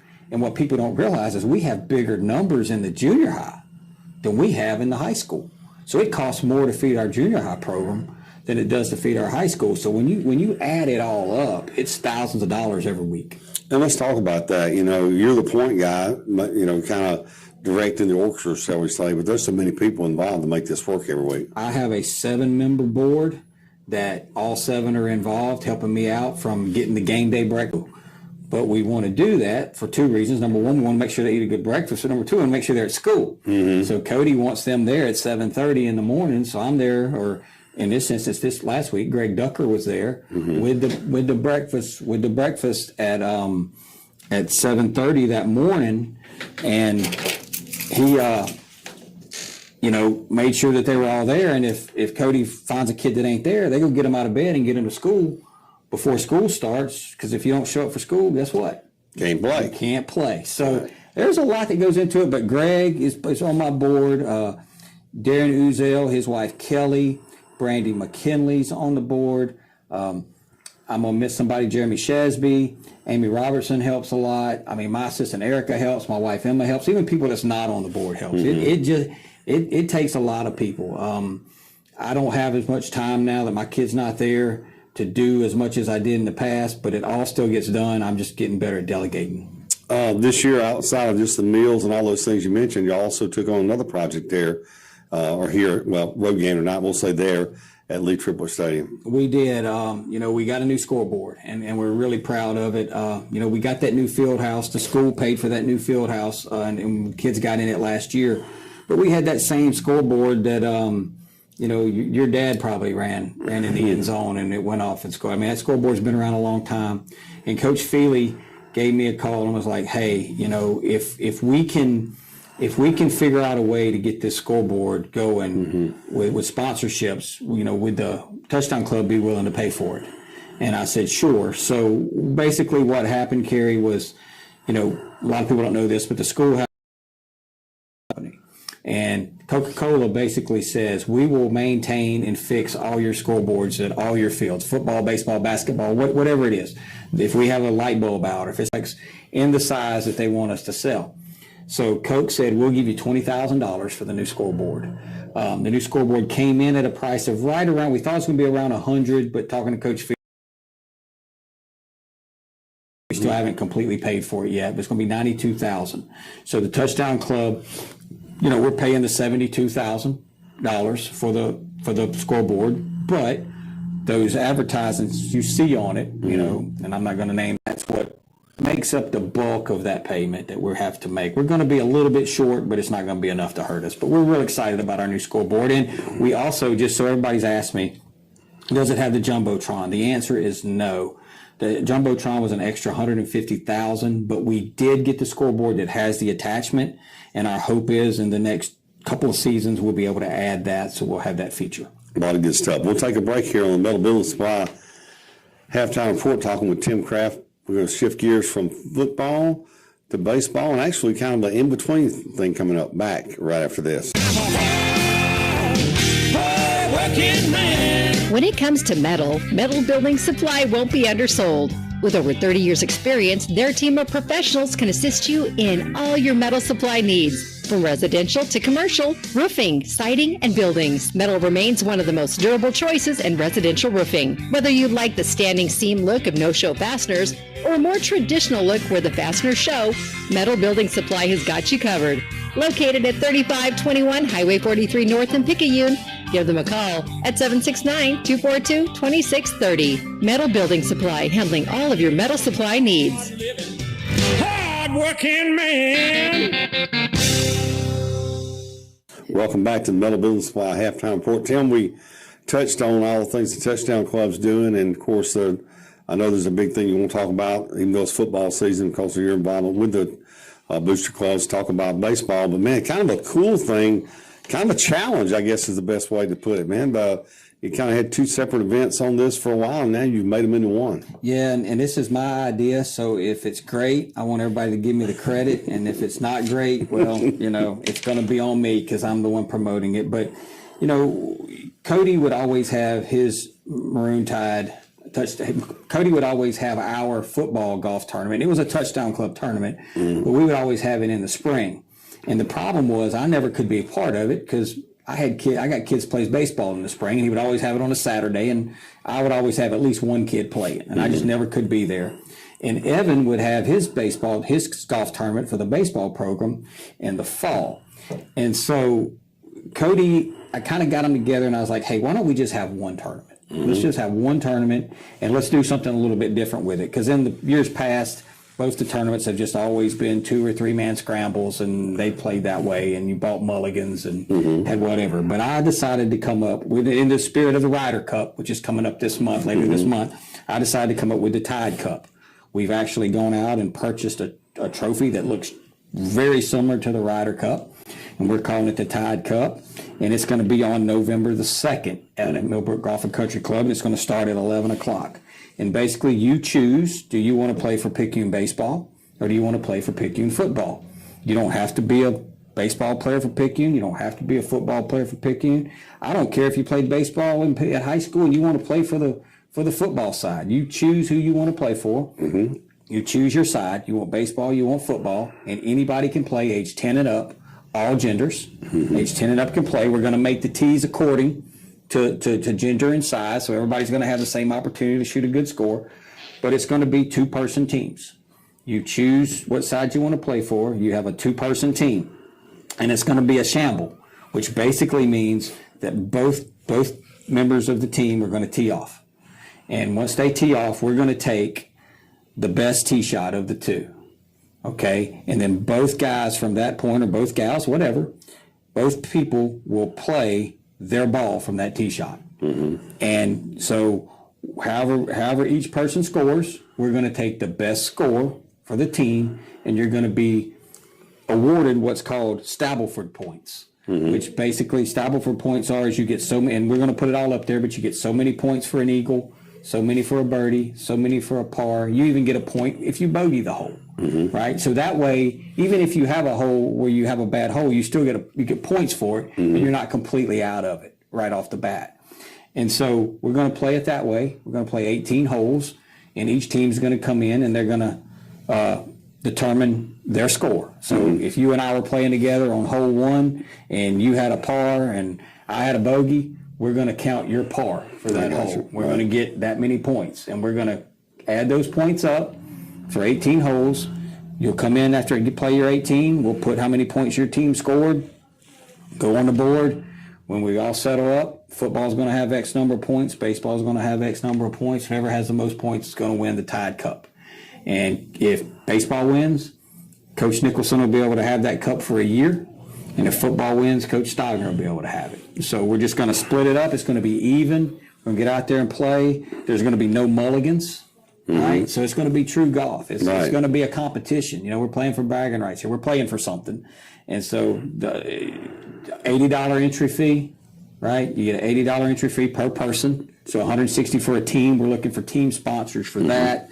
If you want to be the guy that sponsors the Tide Cup, you know, and that's what I'm looking for, like the Tide Cup sponsored by, you know, whoever, right? That's $500 to do that, and you can be out there when it's over, and you can hand that picture to Coach Nicholson. I mean, that trophy to Coach Nicholson or to Coach Stagner. You already predicted a winner, though. Be careful. And we'll take your picture. I don't know, man. I'm going to tell you something. Coach Lawler was a golf pro. Don't forget that. Okay. He was a golf pro, so he's going to play on the football side. Yeah, that's true. But if you sponsor the Tide Cup, if you're our main sponsor, you're going to give the trophy to the winner. We'll take your picture. We're going to put it all over the place. But, you know, we have a driving range sponsor for $250. You can sponsor the whole tournament for $500. You can sponsor a team for $160, or you can just sponsor a hole for $100. Again, that's going to be on Saturday, November the 2nd. Sunday, November 2nd. It had to be. Well, I wanted to do it on a Saturday. Sunday. But the problem I have with that is Coach Nicholson's son plays football. Coach Stagner's son plays football on the same team, right? They're going to be playing on that Saturday. So if I would have scheduled it on a Saturday, the two guys that I need there to be the most, they may be playing in some place in Mississippi, not in Picayune, with their kids. So I wanted to make sure it was a day when we got there. I wanted to make sure it was a day they could both be there. We're going to start at 11 o'clock on November 2nd. That is also the day that the time changes. So we had to start at 11 a.m. to be able to get done before it gets dark at 5. That's true. Time change. Baseball, you're also involved in the baseball program as a club there for the Diamond Club. Time we got our field. We're really excited. It's going to be just like what Pearl River Central did. We're going to turf the infield, and then what they call the wings. You know, down the foul lines all the way to the pole. We're putting in new bullpens on the visitor side and on the home side. Closed bullpen areas where kids can get loose. I cut a deal with the school. The Diamond Club, we're gonna purchase the turf, and the school is gonna pay for the installation and all the work that's done out there, the engineering costs and everything. They're going to pay for everything except the turf itself. Right. We got an original price on the turf of roughly around $300,000. That was back a couple of months ago. It has since been put out for bid. I talked to Mr. Shaw and Mr. Esslinger the other day, and they both told me that it's not probably going to be that much. They feel like it's going to come in a little less than what I was originally quoted. So we feel like, you know, we're going to get that turf for somewhere around the $250,000, maybe a little above price. Now, does the Diamond Club have $250,000? The answer is no, but we're going to make it work. We're looking for corporate sponsors, partners, to help us on this turf project. We're the only school in Pearl River County that doesn't have turf on their baseball field. We feel like it's going to give us a chance to be more competitive in this day and age. Facilities matter at the high school level. Facilities matter at the junior high level at this day and age. Parents are picking where their kids go to school, and we want them to come to Picayune. We feel like we have a great opportunity here, but we need the turf, so we're getting it. We're going to need some help, So I'm going to be going out in the community with a replica of what it's going to look like, with some sponsorship forms. You don't have to give us the money all at once. We're going to have some 5-year plans, but if you want to come up with the whole amount of money, I'll put your name all over that field. Tim, a lot of good stuff going on, that's for sure. It never stops. Well, Tim, appreciate your time. Yes, sir. Roll Tide. When it comes to metal building supply won't be undersold. With over 30 years experience, their team of professionals can assist you in all your metal supply needs. From residential to commercial, roofing, siding, and buildings, metal remains one of the most durable choices in residential roofing. Whether you like the standing seam look of no-show fasteners or a more traditional look where the fasteners show, Metal Building Supply has got you covered. Located at 3521 Highway 43 North in Picayune, give them a call at 769-242-2630. Metal Building Supply, handling all of your metal supply needs. Hard-working man.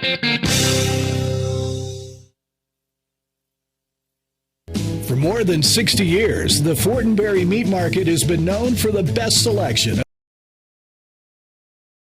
and country smoked sausage. Fortenberry's will be accepting deer meat for processing this season between the hours of 6 a.m. and 4 p.m. Monday through Friday.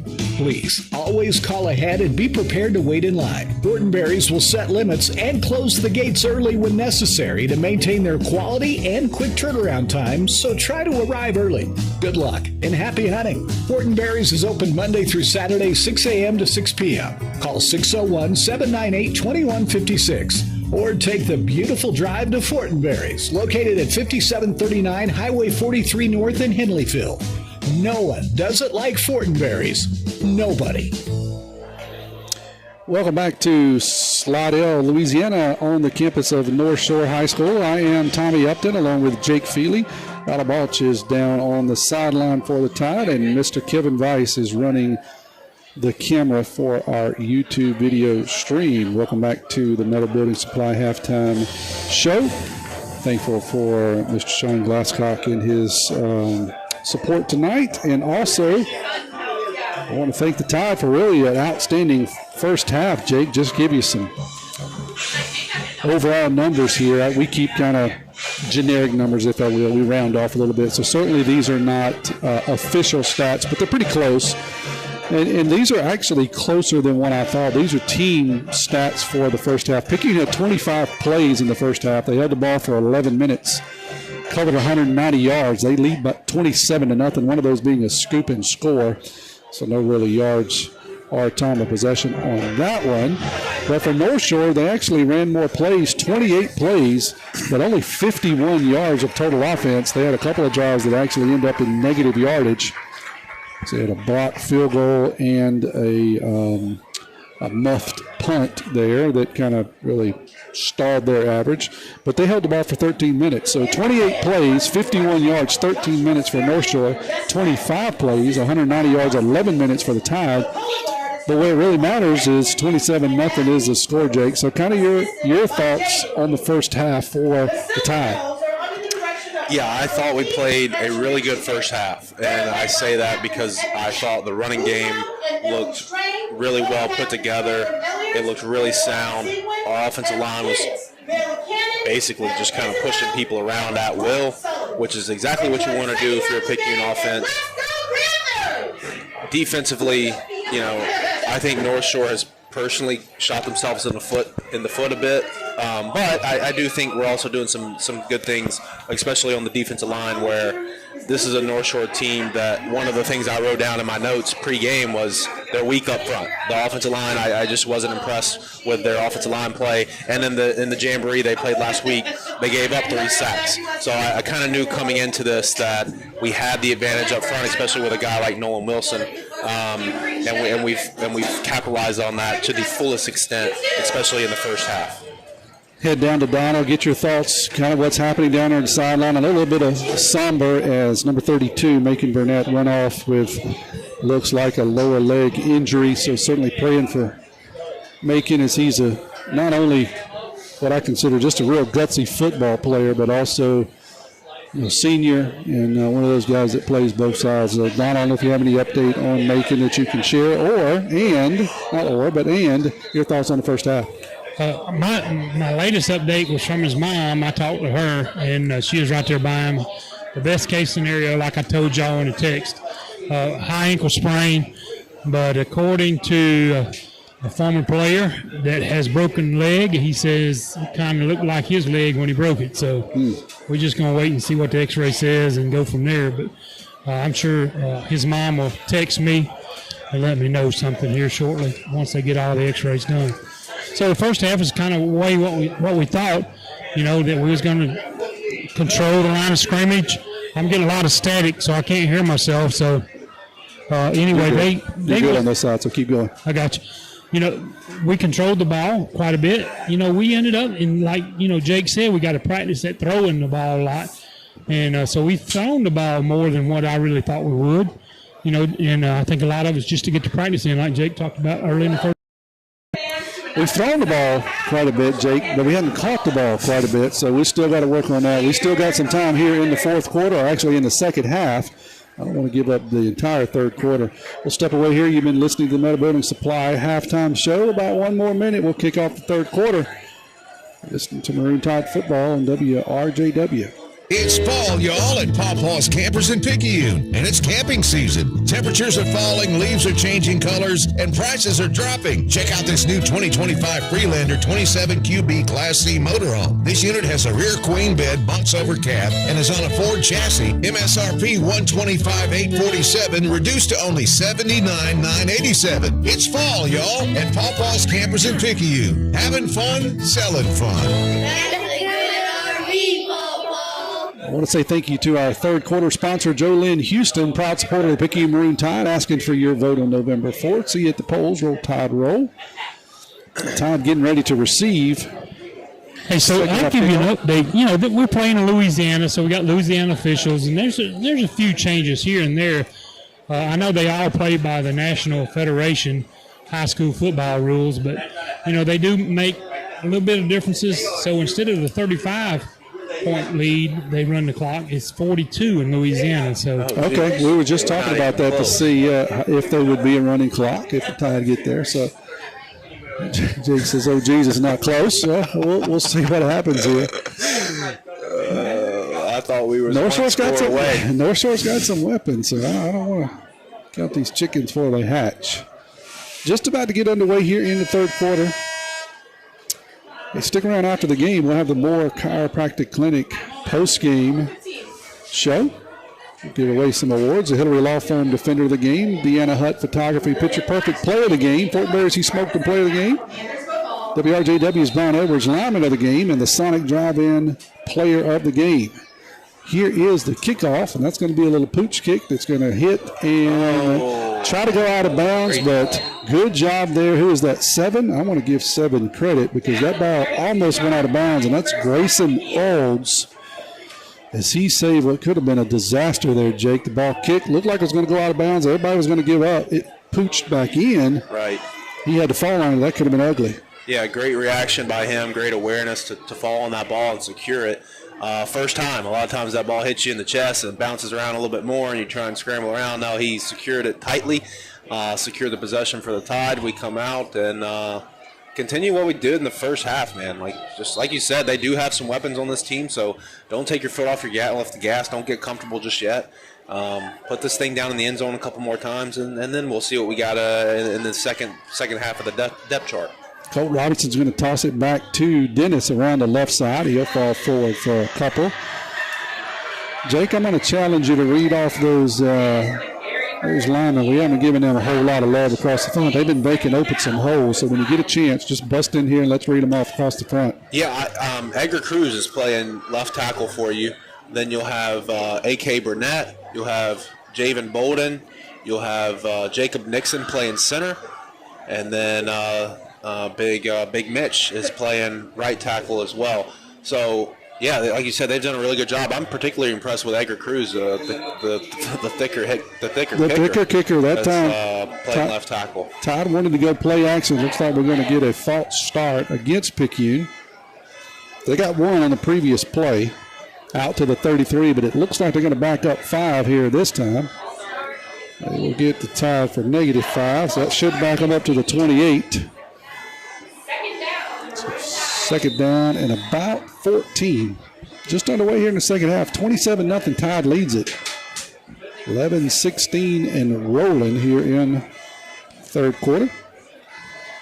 Robinson was going to do the fake halfback toss pass there. This time he's going to hand off on the left side. Dennis dances and runs laterally and picks up a few.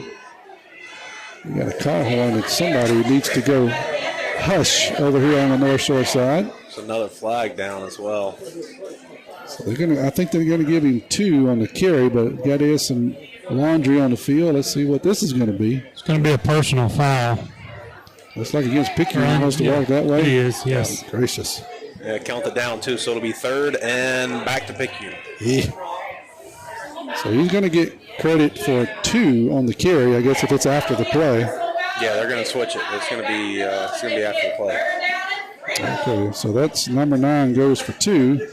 And then we lost a whole bunch back to the 16. You know, that's something we really got to clean up. That's our 2nd or 3rd personal foul this game. So Colt's going to go under center, going to toss it around the right side. Dennis is going to get across the 20, get close to the 25. He'll get a few back, but it's going to be probably a punting situation for the Tide deep in their own territory. Not how they drew this one up coming out of halftime, Jake. No, not at all. And to your point, man, like not wanting to count the chickens for the edge catch, like that was your kind of chance to really give yourself a. I mean, 27-0 is still a pretty comfortable lead, but like going up, 30 plus here, 4+ possessions would have really kind of gave you the opportunity to take a little bit of a breather. But now you turn this ball over, and if North Shore, there's a good chance they get it on the plus side of the 50. So it's going to be a punt that's going to land at around the 46. It'll roll inside of the 40. We did change our punter. I was going to say that wasn't Wilson when I looked up. I was down right. Did you catch the number? Who that was? That was number 7. My chart. Oh, sorry. 3. My eyes are bad. That's Kelvin Stallett. So Wilson is not punting. So the North Shore Panthers will take over at the 32. 10:06 to go here in the third quarter. Tide leads it 27-0.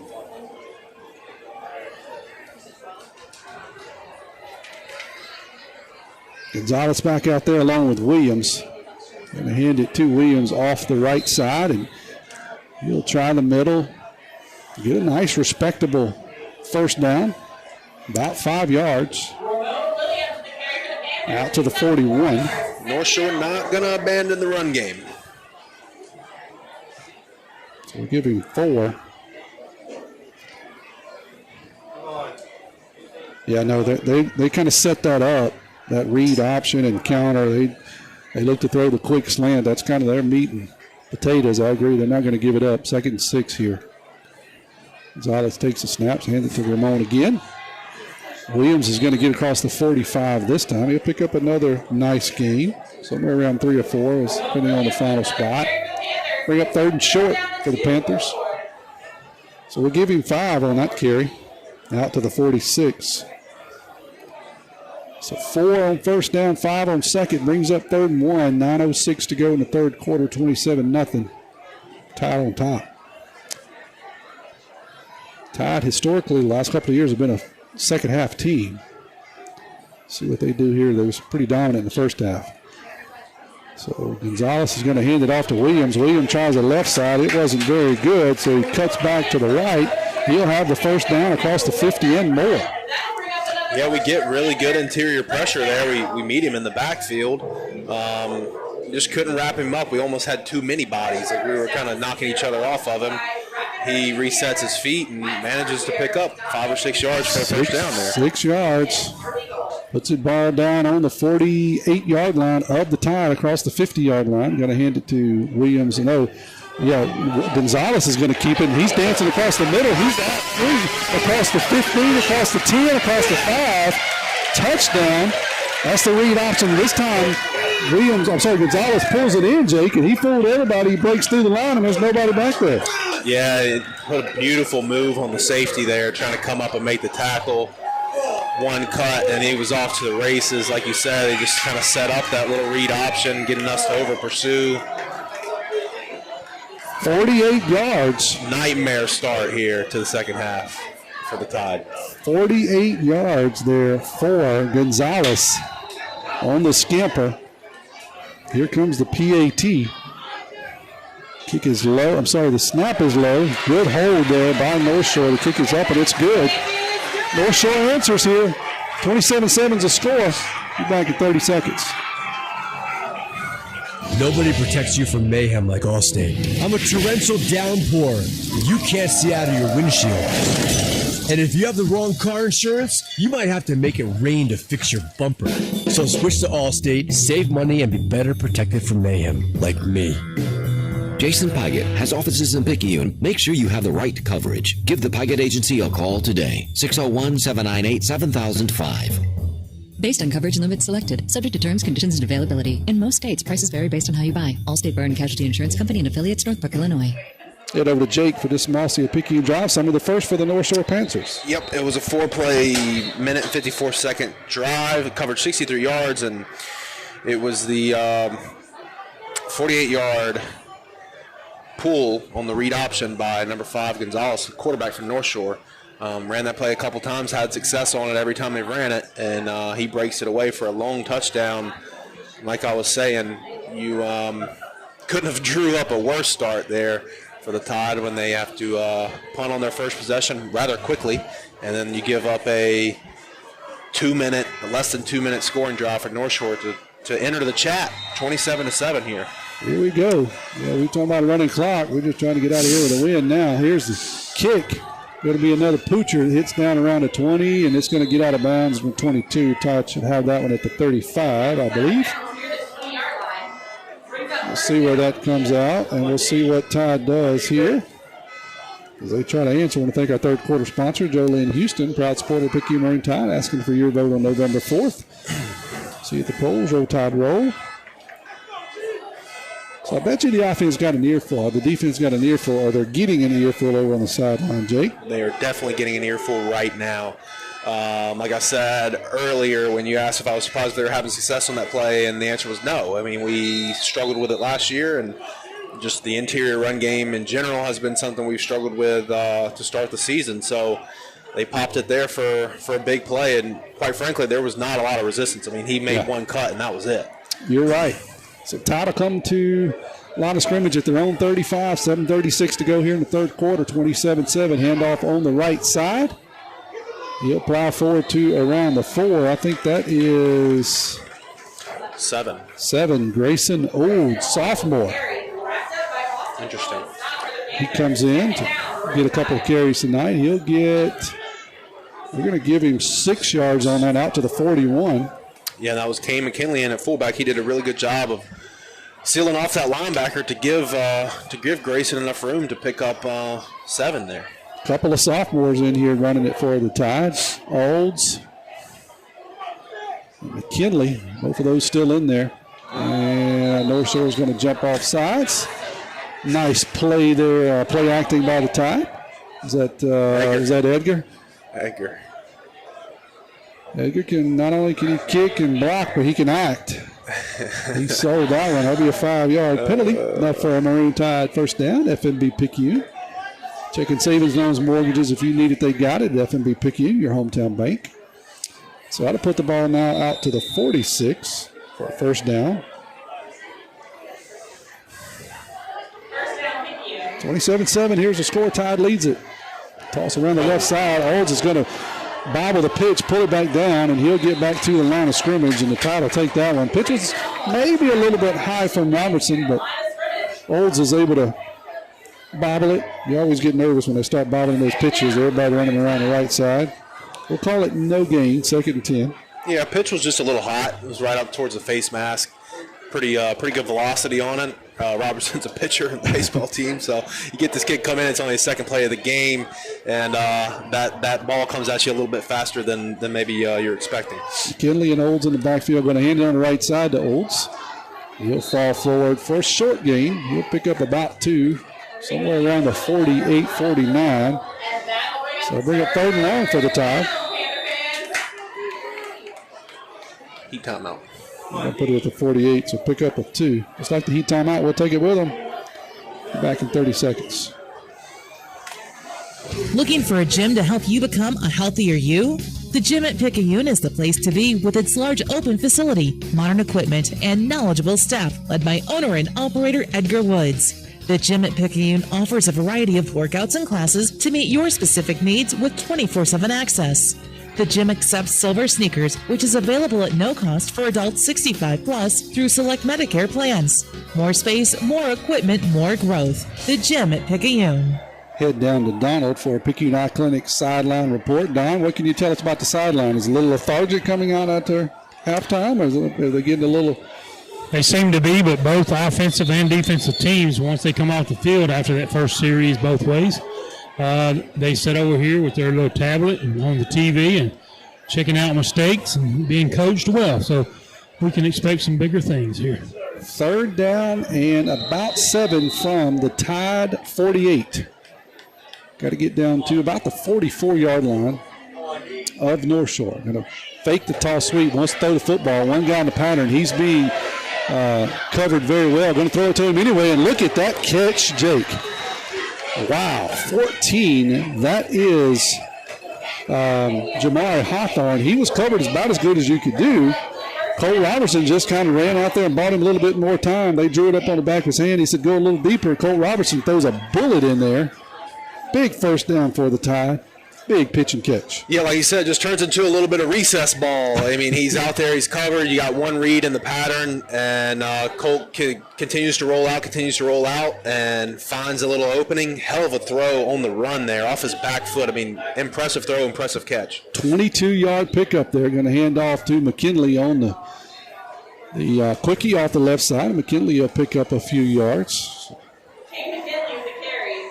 Colt struggled just a little bit last week with his accuracy. Looks to be completely different tonight. He's been very accurate on his throws. He's had 1 or 2 that receivers just hadn't been able to pull in, but it really hadn't been Colt's fault, quite honestly. Those been some good throws tonight from the senior quarterback. Yeah, he knocked the rust off him. He was a kid that sat out for a year, didn't play any football, and comes back in. It was his first game. He got the adrenaline pumping, and, you just had to get your bearings about you, and he looks great today.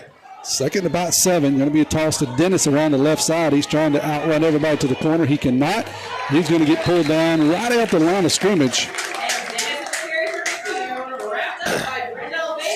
Listen, North Shore's getting a little spunk about him. They are. We just kind of let them hang around here, Jake. I totally agree. Just let them hang around. A lot of enthusiasm pursuing the ball there. I mean, the crowd's kind of getting back into it. This is you're 3rd and long here. Like, you're in dangerous territory with this quickly becoming a 2-possession game if you can't put the ball in the end zone here. 4:14, clock rolling, 27-7. Tide leads it.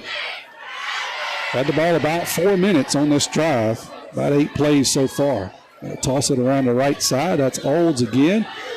He stands straight up, and he's going to get hit hard. He'll have to learn the same thing that some of the other young guys had to learn, and that's to get down. A little more extracurricular activity after the play that's totally unnecessary, but no flags, luckily for both teams. Yeah, like you said, just a sophomore running back there. He's running with his nose in the air. The pads are a little high. He gets popped.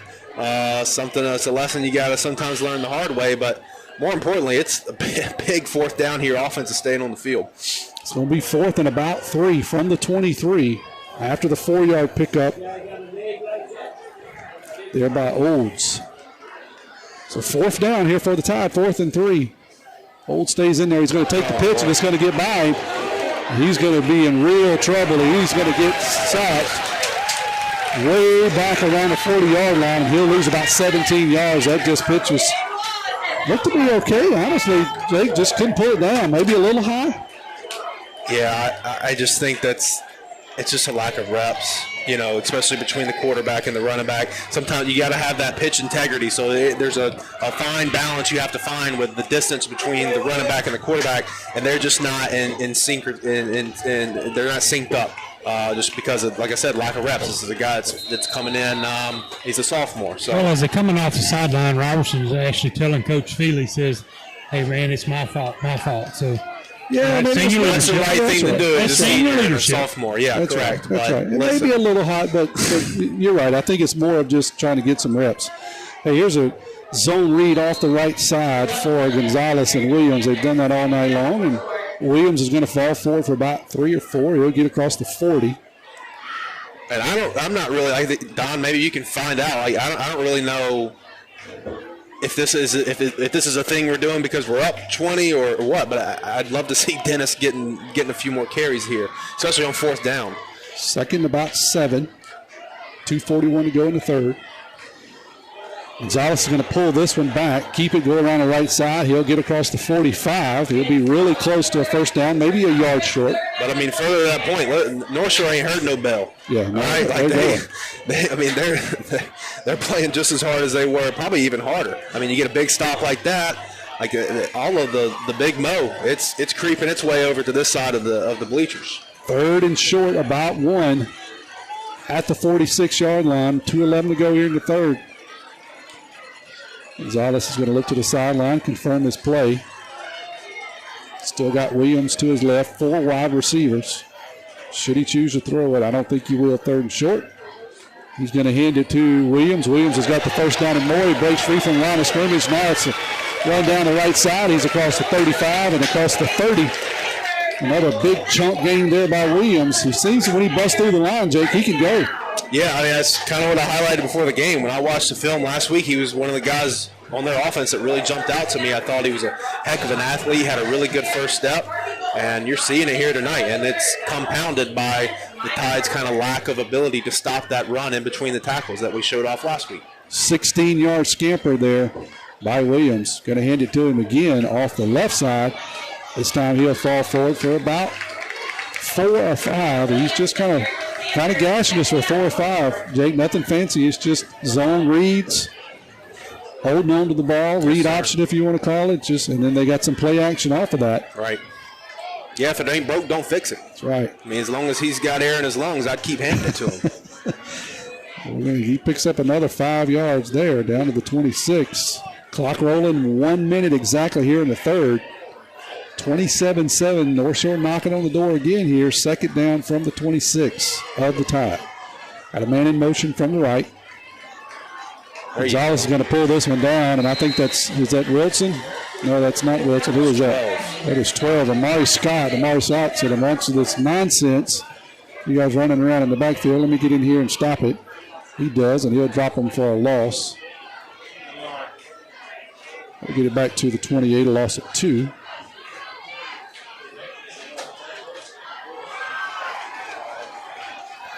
Yeah, good blitz design there by the Tide defense. Draw up that linebacker hitting that uncovered A gap. He puts a stop to that run game quick. 3rd and long now.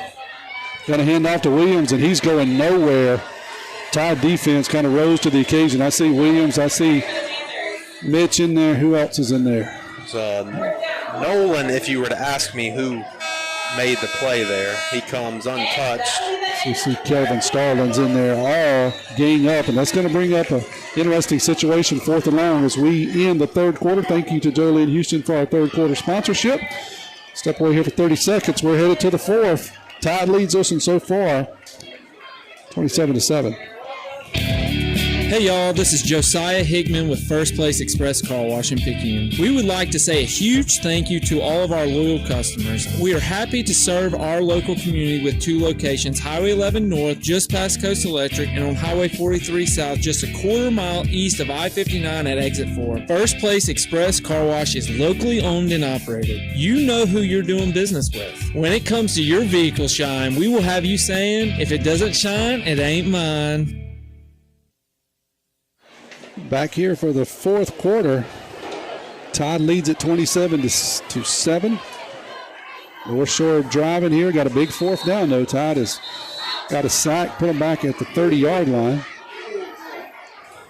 So it'll be 4th and 9.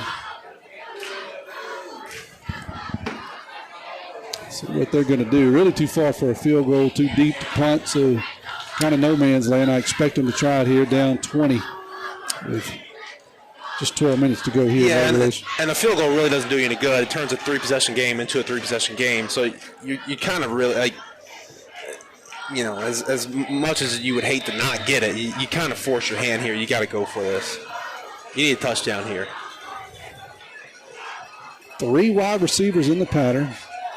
1 back. It's Williams to the left of Gonzalez. Shotgun formation. 4th. We'll call it 10. It's a long 9.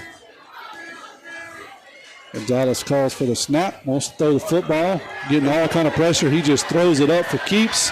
And the Tide's going to pull it down at the 5. But that's one of those we really should have just let it drop because we lost 35 yards on the interception. Well, listen, we brought some pressure here, and it got home, and unfortunately for Gonzalez, he stepped right into it. You know, don't want to take away from the interception there.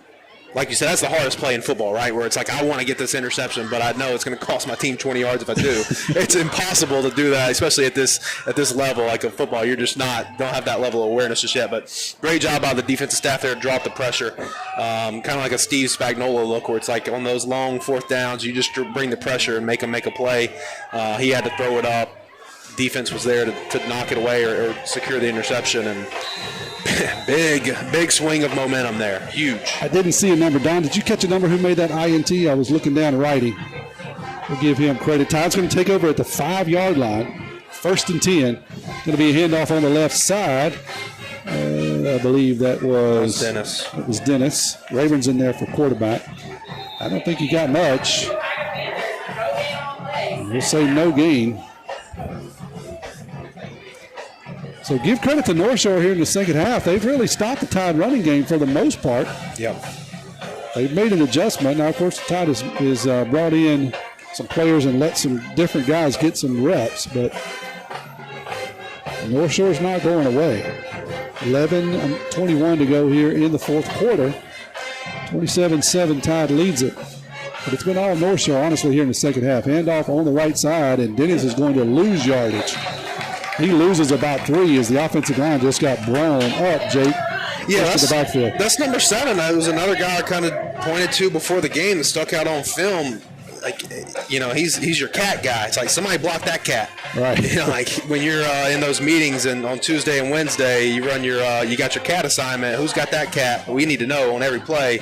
7 with a great play. It was he almost got him in the end zone there for a safety, but great job of fighting out of that and securing a little bit of space to breathe here on this 3rd down. 3rd and 13 from the 3. Tide deep in their own territory. Going to get the quickie to Agana. Face mask. Agana's going to get a face mask on him. They didn't call it, but he got spun around. Picked up a couple for breathing room for punting, but I don't know how they missed that face mask. We could see it plainly up here. Still going to bring up a punting situation for the Tide. He got spun all the way around 180 degrees. So Cam Quinn's the one with the interception, Tommy, number 29. Remember, we talked about early on. Thank you. Oh, that's right. He switched his jersey. Who's this back punting? I can't see that far. Can you tell me that number? Turn sideways. 7. 7. Thank you. That is Grayson Olds, a sophomore running back. He gets a sideways kick that lands at the 40. It's going to be picked up at the 43. It's going to be returned. He's across the 40. He's across the 35, and he's going to get knocked out of bounds inside the 35. Really good field position there for North Shore. They didn't realize that they're getting beat, Jake. They said, "Oh, we'll come out and we'll just play you here in the second half straight up." Yeah, I mean, you're right. And listen, there's a lot of, you know, I'm trying not to get too far ahead of myself. It's like a lot of things the coach wants to come out and say here, right? Yeah, but listen, you got to put these guys away. I mean, you just keep giving them life, keep giving them life, keep giving them life. That's what teams do to us a lot. You know, exactly is where right. you just let us hang around and we'll take advantage of it. And you don't want to get yourself in that situation. You know. 1st and 10 from the Tide 33, 9:38 to go, 27-7. We'll thank our 4th quarter sponsor. Get the care you need when you need it. Maximum Health Urgent Care. Picayune, proud supporters of Picayune Maroon Tide. Gonzalez going to take the snap, going to hand it to Williams. He's going to try the inside, pick up nice yardage down inside the 25 or right at the 25. So it'll be another big chunk gain, about 7-8 yards. So we'll give him 8. 27s, he's still leading, Jake. Yeah. Yeah, he's playing hard, man. He's played hard all game. 2nd and 2. Going to give it to him again. He's still juking and jiving across the 20 this time, and he's got enough for another first down for North Shore. And you can tell he's just about out of gas, but he's not giving up, Jake. No, and he does. One of the things he really does well is when you're running a zone blocking scheme, you can kind of push to one side of the line, and it gets everybody flowing that way. And then he's really good about putting his foot in the ground and cutting it back across the line of scrimmage off of all of those blocks that are set up. He does a really good job, man, of just running that, working that outside zone game. 1st and 10 inside of the 20 at the 18 officially. 8:36 to go here in the 4th quarter. Williams again. He gets another respectable 3 or 4 before he stood up. So they're just feeding him right now. He's feeling it. He's getting 3, 4, 5 yards a pop. Every now and then he'll reel off a big one. Yeah. I haven't seen anyone spell him all night long. No, I haven't either. I mean, I guess it's there. 5. Like when he gets tired, he tells 5 to pull it. Yeah, just incredible effort by the kid. He'll pick up 2 there. Down to the 16. Clock rolling, just under 8 minutes to go here in the 4th quarter. Pulls the football back, wants to throw it, and it is complete down inside the 5 on the slant route. Not bad coverage there by the Tide, but really good pass there from Gonzalez as he kind of threads a needle on one and gets it down for a 1st and goal. No, you're exactly right. It was relatively tight coverage. He was right on his back. It was as tight as it could be without being a flag. 1st and goal from the 3. They're going to hurry to the line and give it to Williams. This time he's going to get stood up by Amari Scott and others. Wilson is in there along with others. So we'll say he lost a yard officially back to the 4. Actually, they're going to spot him at the 5. So we'll say -2. 2nd and goal. But that's something that I kind of alluded to earlier in the game, where I think sometimes you can kind of get crippled by your own success. North Shore's having so much success with the interior run game in between the tackles that they haven't really realized that there's some holes that can be taken advantage of in our secondary. Just seen it again. Like when they've dropped back to pass, most of the time they've had open receivers or had a quarterback that could make a play. Agree. Let's step away. We got the heat timeout. We'll be back in 30 seconds. Hi Wildcats, I'm Carrie. And I'm Mackenzie. Are you ready to roar with the best here at Pearl River? We're inviting you to join our growing Wildcat family. Pearl River continues to make headlines as the fastest growing community college in the state. All while putting our students first by not increasing tuition and developing more opportunities for successful careers. Come be a part of history by joining our Wildcat family where we show out our main character energy. Just visit prcc.edu and roar with the best. 2nd and goal from the 5. Tide looking to stiffen here as they potentially will allow North Shore to get within 2 scores. That was a Picayune timeout, guys. Thank you. I thought that was the heat timeout, but 7 minutes it's not. Thank you, Donald. So Picayune looking to maybe be a little aggressive here. 2nd and goal. 3 wide receivers out to the left. 1 back beside Gonzalez. He's going to keep the ball. He's got an escort, and he's going to get into the corner of the end zone. That was just a foot race to the corner, and Gonzalez beat everybody. They punched it in from 5 yards out. Yeah, it was just kind of the elongated read option. See, no, it was actually a miscommunication. He went to go kind of give the mesh for the read option. The running back really wasn't catching his drift, so he decides he's just got to run it himself. It works out well because the running back ends up being a lead blocker for him, sealing the edge. But nonetheless, we're looking at having an updated scoreboard. We're going to do a unsportsmanlike celebration event, and so they're going to take it on the kickoff, I believe. Okay. Thanks, Don, for that Picayune Clinic sideline report. So pending the point after here, it would be it's a 13-27 game. Could be 14. Could be 14. Yeah, it could be within two scores. Number 16, that's William Latchney on for the PAT. It's up. It is no good. No good. So we still got 2 scores. 27-13 is a score. We'll be back in 30 seconds. find hope in the coping process with a bereavement support group the first Tuesday of each month at 6 p.m. at Highland Community Hospital at 130 Highland Parkway in Picayune in the conference room next to the cafeteria. This group provides support and comfort for adults who have experienced loss from the death of a loved one. The Forest Health Bereavement Support Group at Highland Community Hospital the first Tuesday of each month. Head over to Jake for the Mossy Picayune Drive summary. Yeah, it was a 5-play, 33-yard drive. It took approximately 2 minutes, and it was the 5-yard touchdown run by number 5 Gonzalez to make this a 13-27 game. It's 13 because they missed their point after as well as us. So we got a 14-point game here with just over 7 minutes left. 7 minutes, 13 seconds left. You know, we've seen the Tide be able to chew off 7 minutes. Interesting, yeah, that certainly have not played well in the second half. Maybe a little flat, maybe started checking some boxes here in the second half. It'll be interesting to see what the team does in response. There's still a lot of time, 7 minutes to go here. You said it, Jake. Interesting also that what set up that touchdown by North Shore was a 3-and-out and a punt situation by the Tide. North Shore returned it. Started on the Tide 33. Tide looking for an onside kick here. Yeah, get a little pooch kick over the head. Let's see if this one gets out of bounds. We're going to have to pick it up and run it out of bounds at the 30. Good heads-up play over there by Fortenberry. That was a pooch kick over everybody's head. You're right. I think Tide was looking for it. Didn't have a whole lot of guys deep. So North Shore will make a start from around the 30. Yep. 7:12 to go. I think our fourth quarter sponsor, get the care you need when you need it. Maximum Health Urgent Care in Picayune. Proud supporters of the Picayune Maroon Tide. Hey, don't go anywhere. In 7 minutes, we'll have the Moore Chiropractic Clinic post-game show. Right now, we would probably not be PG rated if we got Coach Stagner on the line. So we're hoping the Tide can be a little more aggressive here. Starting on their own 30. Robertson's going to hand off to Zay Dennis around the right side. He's got a lot of room. He's got one guy to beat out there, and he's able to get a shoestring tackle. But not before Dennis reels off a big run. We're going to see where they lay it down. At least 11, maybe 12.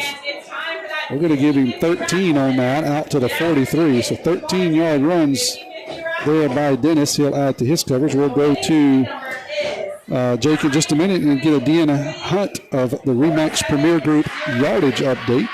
Get an update on Dennis after this play. 4703. Yeah, it's 13 to whatever his total was. First and 10 from the 43 for the Tide. Here's Robertson going to toss it to Dennis around the left side. Dennis cuts it back up the middle. And he falls forward very close to the first down marker at the midfield stripe. So that's at 48. So add 5 yards to his total. Got a yardage update over there for us, Jake? Yeah, he's got 15 carries for 83 yards tonight as he looks like he got a little nicked up there. I don't think it's serious, but he's coming out. But nonetheless, 83 yards on 15 carries tonight. So a little bit of a slower night. I guess for most running backs, that's actually a really good night.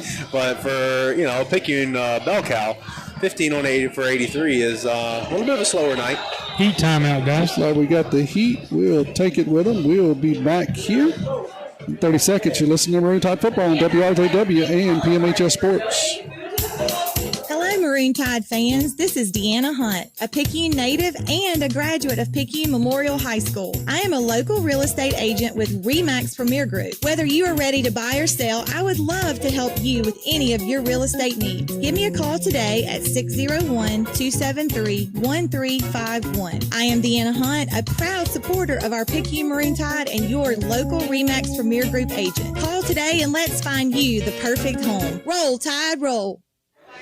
Tide looking to roll here in the fourth quarter. 6 minutes straight up and down to go. Tide leads 27-13, but it's been all North Shore here in the second half. Tide had a 3-and-out punt. A punt to start the third quarter. And then a turnover on down. So not much to show offensively for the Tide here in 3 possessions. This time, Tide is going to be looking at a second and about 5. We'll call it 4. Robinson wants to throw the football. Got a man running wide open. Now we got closed coverage over there on the tight end. Is that 33? Is that who that is? 41. That is Ontario Wilkins. That's a play they've been trying to set up. Fake the toss sweep and then hit Wilkins. Good closing speed there by number 3. That is Brendo Vidal, as he was beat, Jake, and he's able to close it and make it respectable. But Ontario pulled that one in, gets a big gain all the way down to 23-yard line, so 25-yard. Pitch and catch there.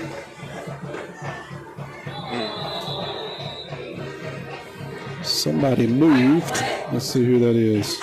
Well, Egger tried to sell it again, but I think it's on.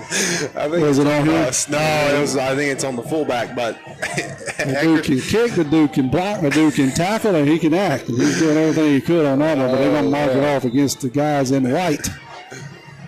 So that'll put us back to 28. First and 15. Robertson's going to hand it off on the right side to Dennis. He'll get stood up at the line of scrimmage and fall across the 25, down around the 23, 22, somewhere in there. So that'll bring up still second and over 10.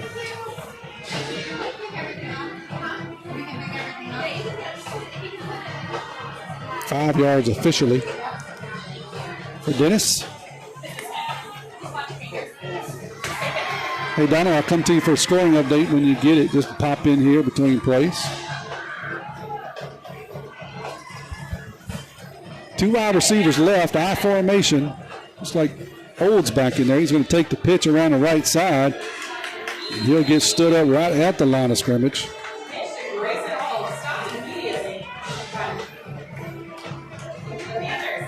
I'll bring up third down and 10. All right. Biloxi over Pascagoula in the third quarter, 21-10.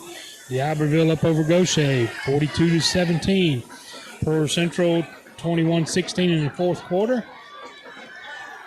Get more after this. Olds in the backfield along with McKinley. Going to hand it to McKinley on the little quickie off the left side. McKinley's pushing people across the 15-yard line down inside the 12. Going to be very, very close to an FMB Picayune first down. Let's see exactly where they spot him.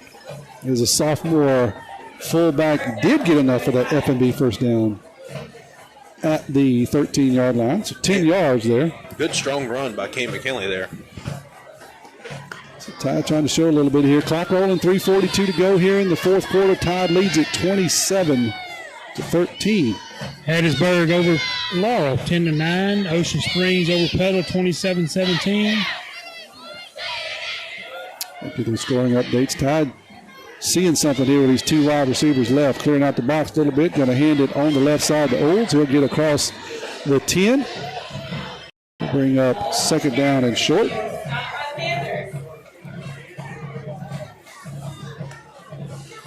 He put the ball at the 9. So it'll be 4 yards there by Olds. Popperville won. I think it's late in the game. Thank you for those scoring updates. Thank you to our fourth quarter sponsor. Get the care you need when you need it. Maximum Health Urgent Care and Picayune, proud supporters of Picayune Marine Tide. Thank you to First Baptist Church of Picayune and Dr. Tony Lambert for sponsoring our video stream tonight. Toss sweep around the right side to Olds. He's going to run into some blue jerseys down inside the team. About 4 or 5 here. Somebody called a timeout. I didn't see who did it, but we'll take it with them. We'll be back here in 30 seconds.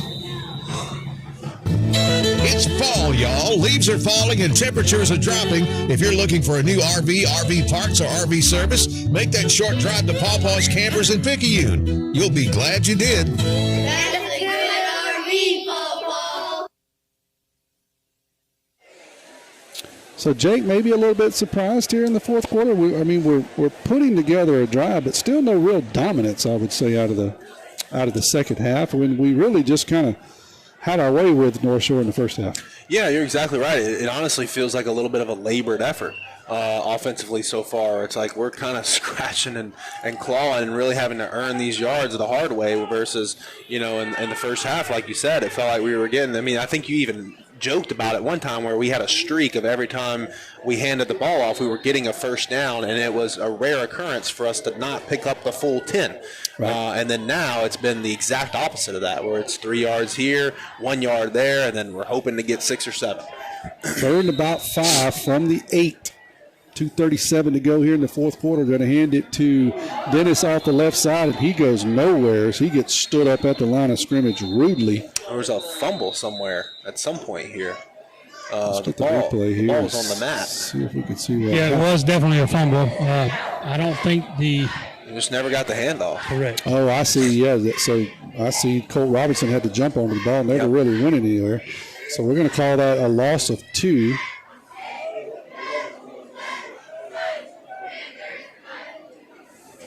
Back to the 10. We'll hold it right here. Won't go anywhere in 2 minutes and 32 seconds. We'll have the Memorial Chiropractic Clinic post-game show. We'll also be giving away some awards. Hillary Law Firm Scott Hillary, Defender of the Game. The WRJW Brian Edwards, Offensive Lineman of the Game. Deanna Hunt, Picture Perfect Play of the Game. Fortenberry's He Smoked Him Play or Player of the Game. And the Sonic Drive-In Player of the Game.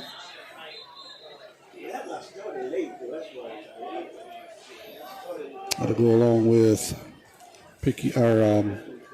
Paul's Pastry Shop Mardi Gras Cafe Trivia winner. It was Mr. Doug Burrell. Toby Firson said he texted and said he was actually quicker than Doug, but Doug gets a senior citizen discount. And that's actually put him away. The thicker kicker is on. Cruz is going to try it from about 28 yards. It is up, and it looks good. Let's make sure. No, it must have been left. We had a bad angle. That's why I always put his leg into it, though. Man, he kicked the ball 50-something yards. It would look great, just a little bit wide left. So North Shore turns Picayune away. They've got another shot here. 2:27 to go. We'll be back in 30 seconds. Nobody protects you from mayhem like Allstate. I'm a lost bee that found my way into your car. And now that I'm in here, good luck getting me out. I think it's gone. Wait, no, it's in my hair. And if you don't have the right auto insurance coverage, well, this could be quite a sticky situation. So get Allstate. Jason Paget has offices in Picayune. Make sure you have the right coverage. Give the Paget Agency a call today. 601-798-7005. Subject to terms, conditions, and availability. Allstate Fire and Casualty Insurance Company and affiliates, Northbrook, Illinois. They didn't give us much time on that play as North Shore runs an incomplete pass. Had a bunch of guys running down the pattern. And they tossed that one incomplete as they're going for a home run ball here. 2:23 to go. So it'll be 2nd and 10 from the 20. After that missed field goal from Cruz.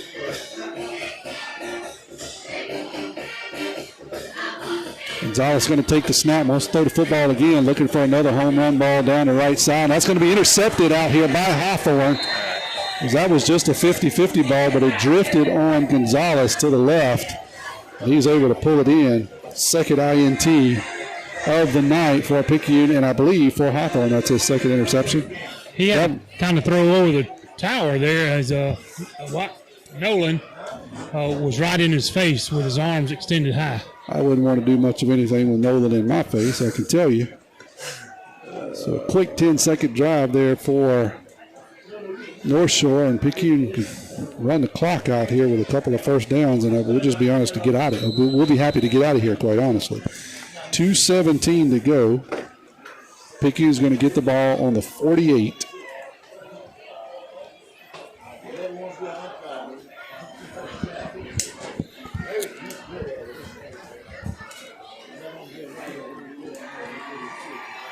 If we can get Jordan Hawthorne at the end of the game, that will be good, Donald, along with Coach Stagner.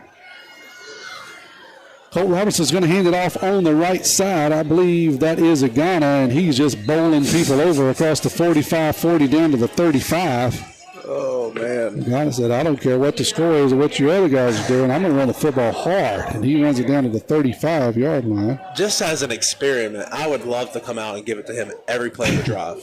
Just see what happens if you gave it to him every play of the drive. 17-yard pickup by the big man on first down. I think he'd figure out a way. To get in the end zone. It's kind of like Williams on the other side. He's really toted it a bunch. I think you could tell him you're going to do it. I think you could tell the defense you're going to give it to 40, and they can't stop See it. what they can do about it. It's like him and Olds in the backfield. Going to give it to big man to ball again. He gets almost another 5.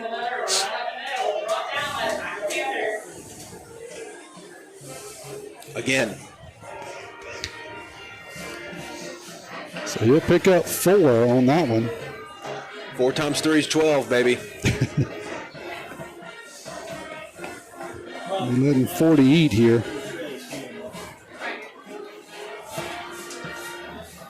Second and 6 from the, we'll call it the 32. 1:02 to go here in the fourth quarter. Going to give it to him again.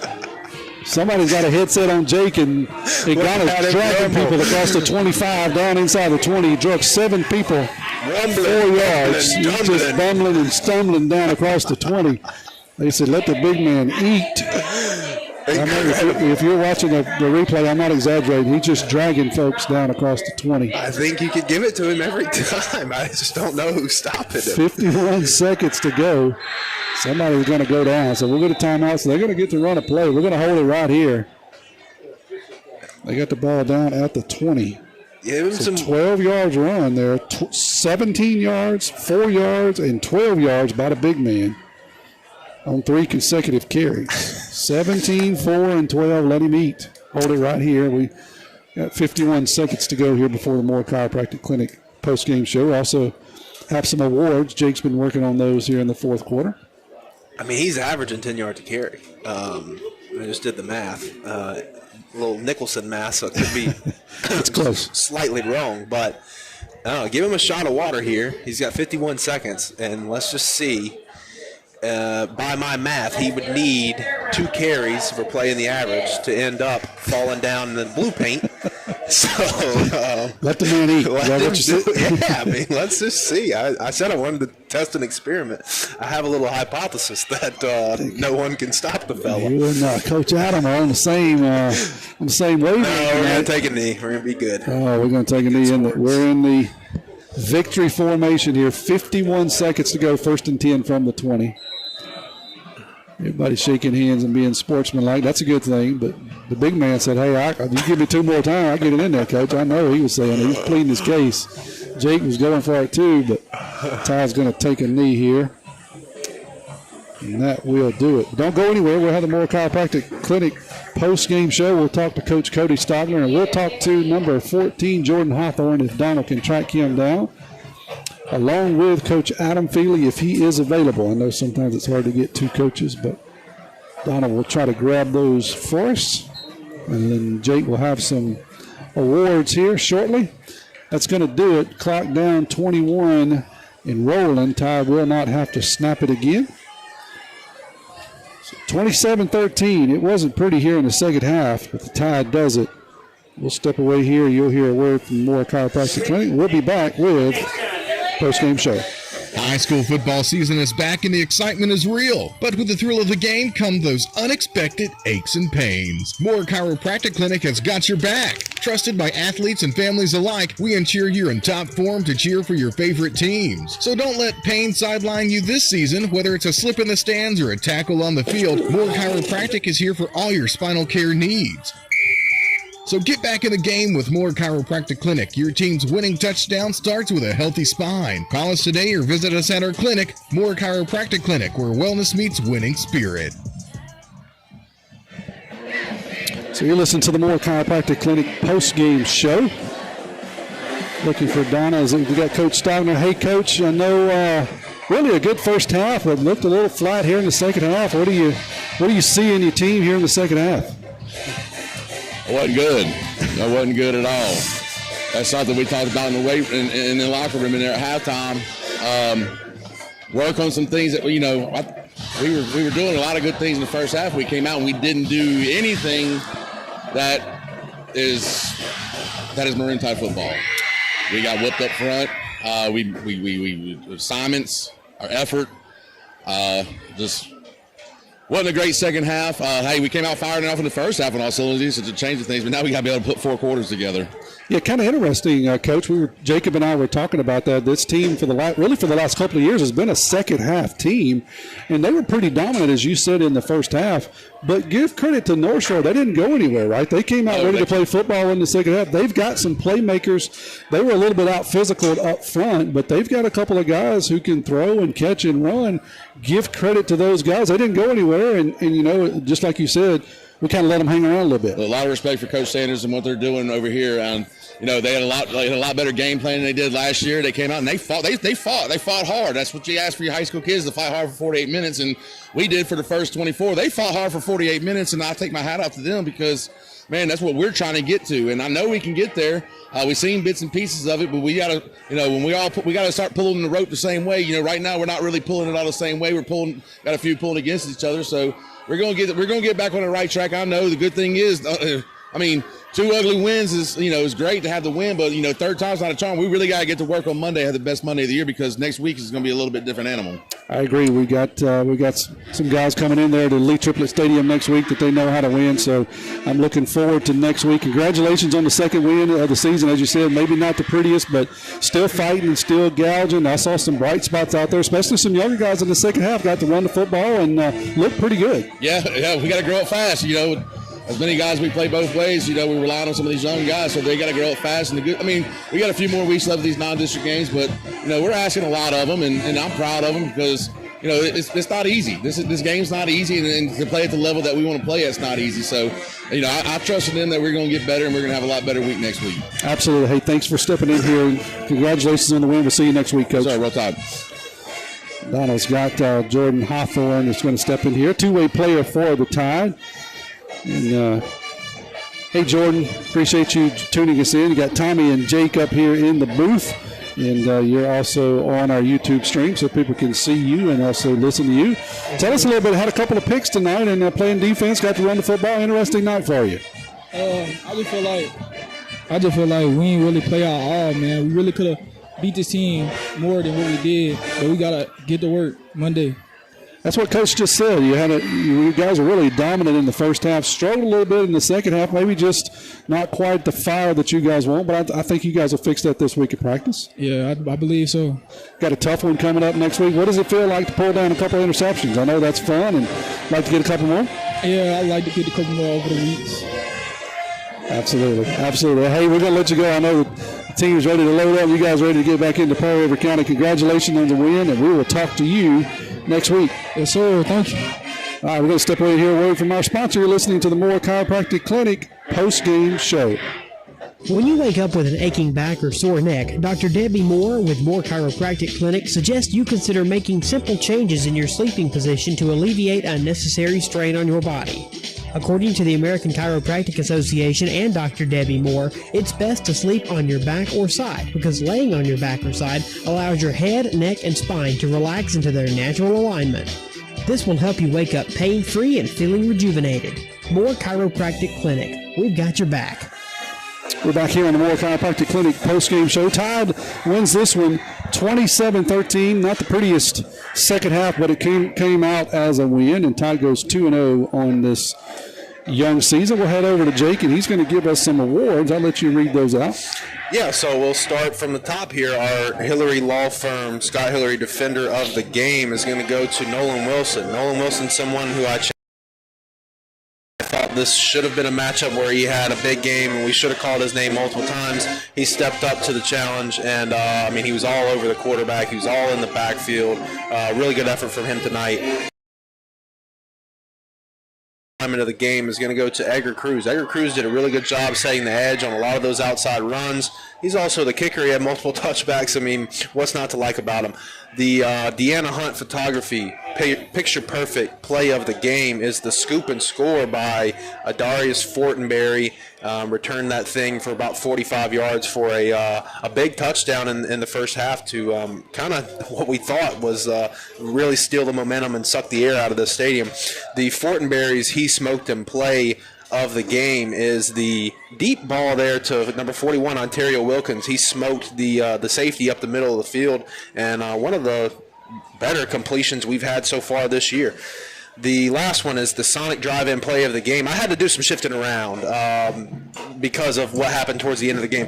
The player of the game has to be Hawthorne, and it works out perfectly that we interviewed him. But, I mean, he was all over the place. He had 2 touchdowns tonight. He had one on the big 38-yard run, another one there as well, so to make it 2 touchdowns. And then, like you said, on the defensive side of the ball, he's got the interception. I mean, played a really good game defensively. Just a true Picayune player of the game when you're making an impact on both sides of the ball.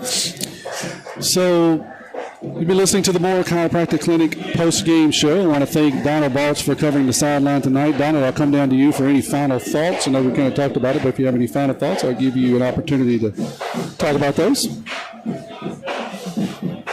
Donna says, I ain't got nothing else to say, or are you going to say something? It takes a minute to get this mic going. All right, I thought maybe you're done with me. It's okay. You know, y'all have talked about it all.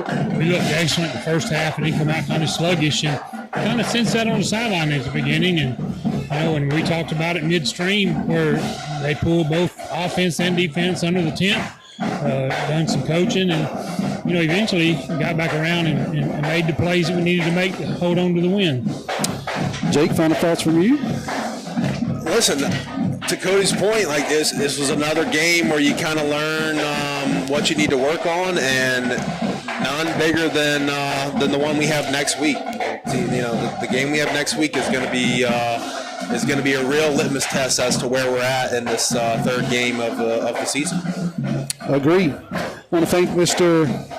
Kevin Weiss for running our video for us tonight. I want to thank First Baptist Church of Picayune, Dr. Tony Lambert, for sponsoring our video this week. I want to thank all of our awards, as Jake's already read those out, along with our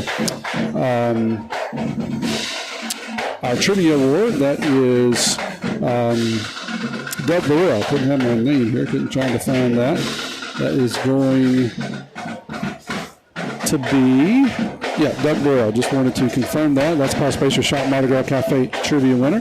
What year did the NCAA first sanction the forward pass? 1906. We had several forward passes tonight. A few of them were actually caught and moved down the road. So Todd looked good. Really a tale of two halves. Got a little work to do. Maybe a little work on mentality in the second half. I know they'll clean that up. Got a big game next week. We'll head to the home field for the first time this year. We'll head to Lee Triplett Stadium, and we'll be looking forward to, I think it's Biloxi, right? Correct me, is it Biloxi next week? Donald, I know you know off the top of your head. I'm looking for my schedule, and I can't find it here. I believe it is Biloxi. Thank all our sponsors tonight. Final score for the final time, 27-13. You've been listening to the Moore Chiropractic Clinic post-game show. We'll hear one word for them as we head out, and then we'll hand it back over to the station. Tune back in here in about 25 minutes. We'll have Fanola at 10 o'clock. I'll be calling in at 10:30 to give a report on this game. You've been listening to Maroon Tide Football on WRJW. Roll Tide Roll. High school football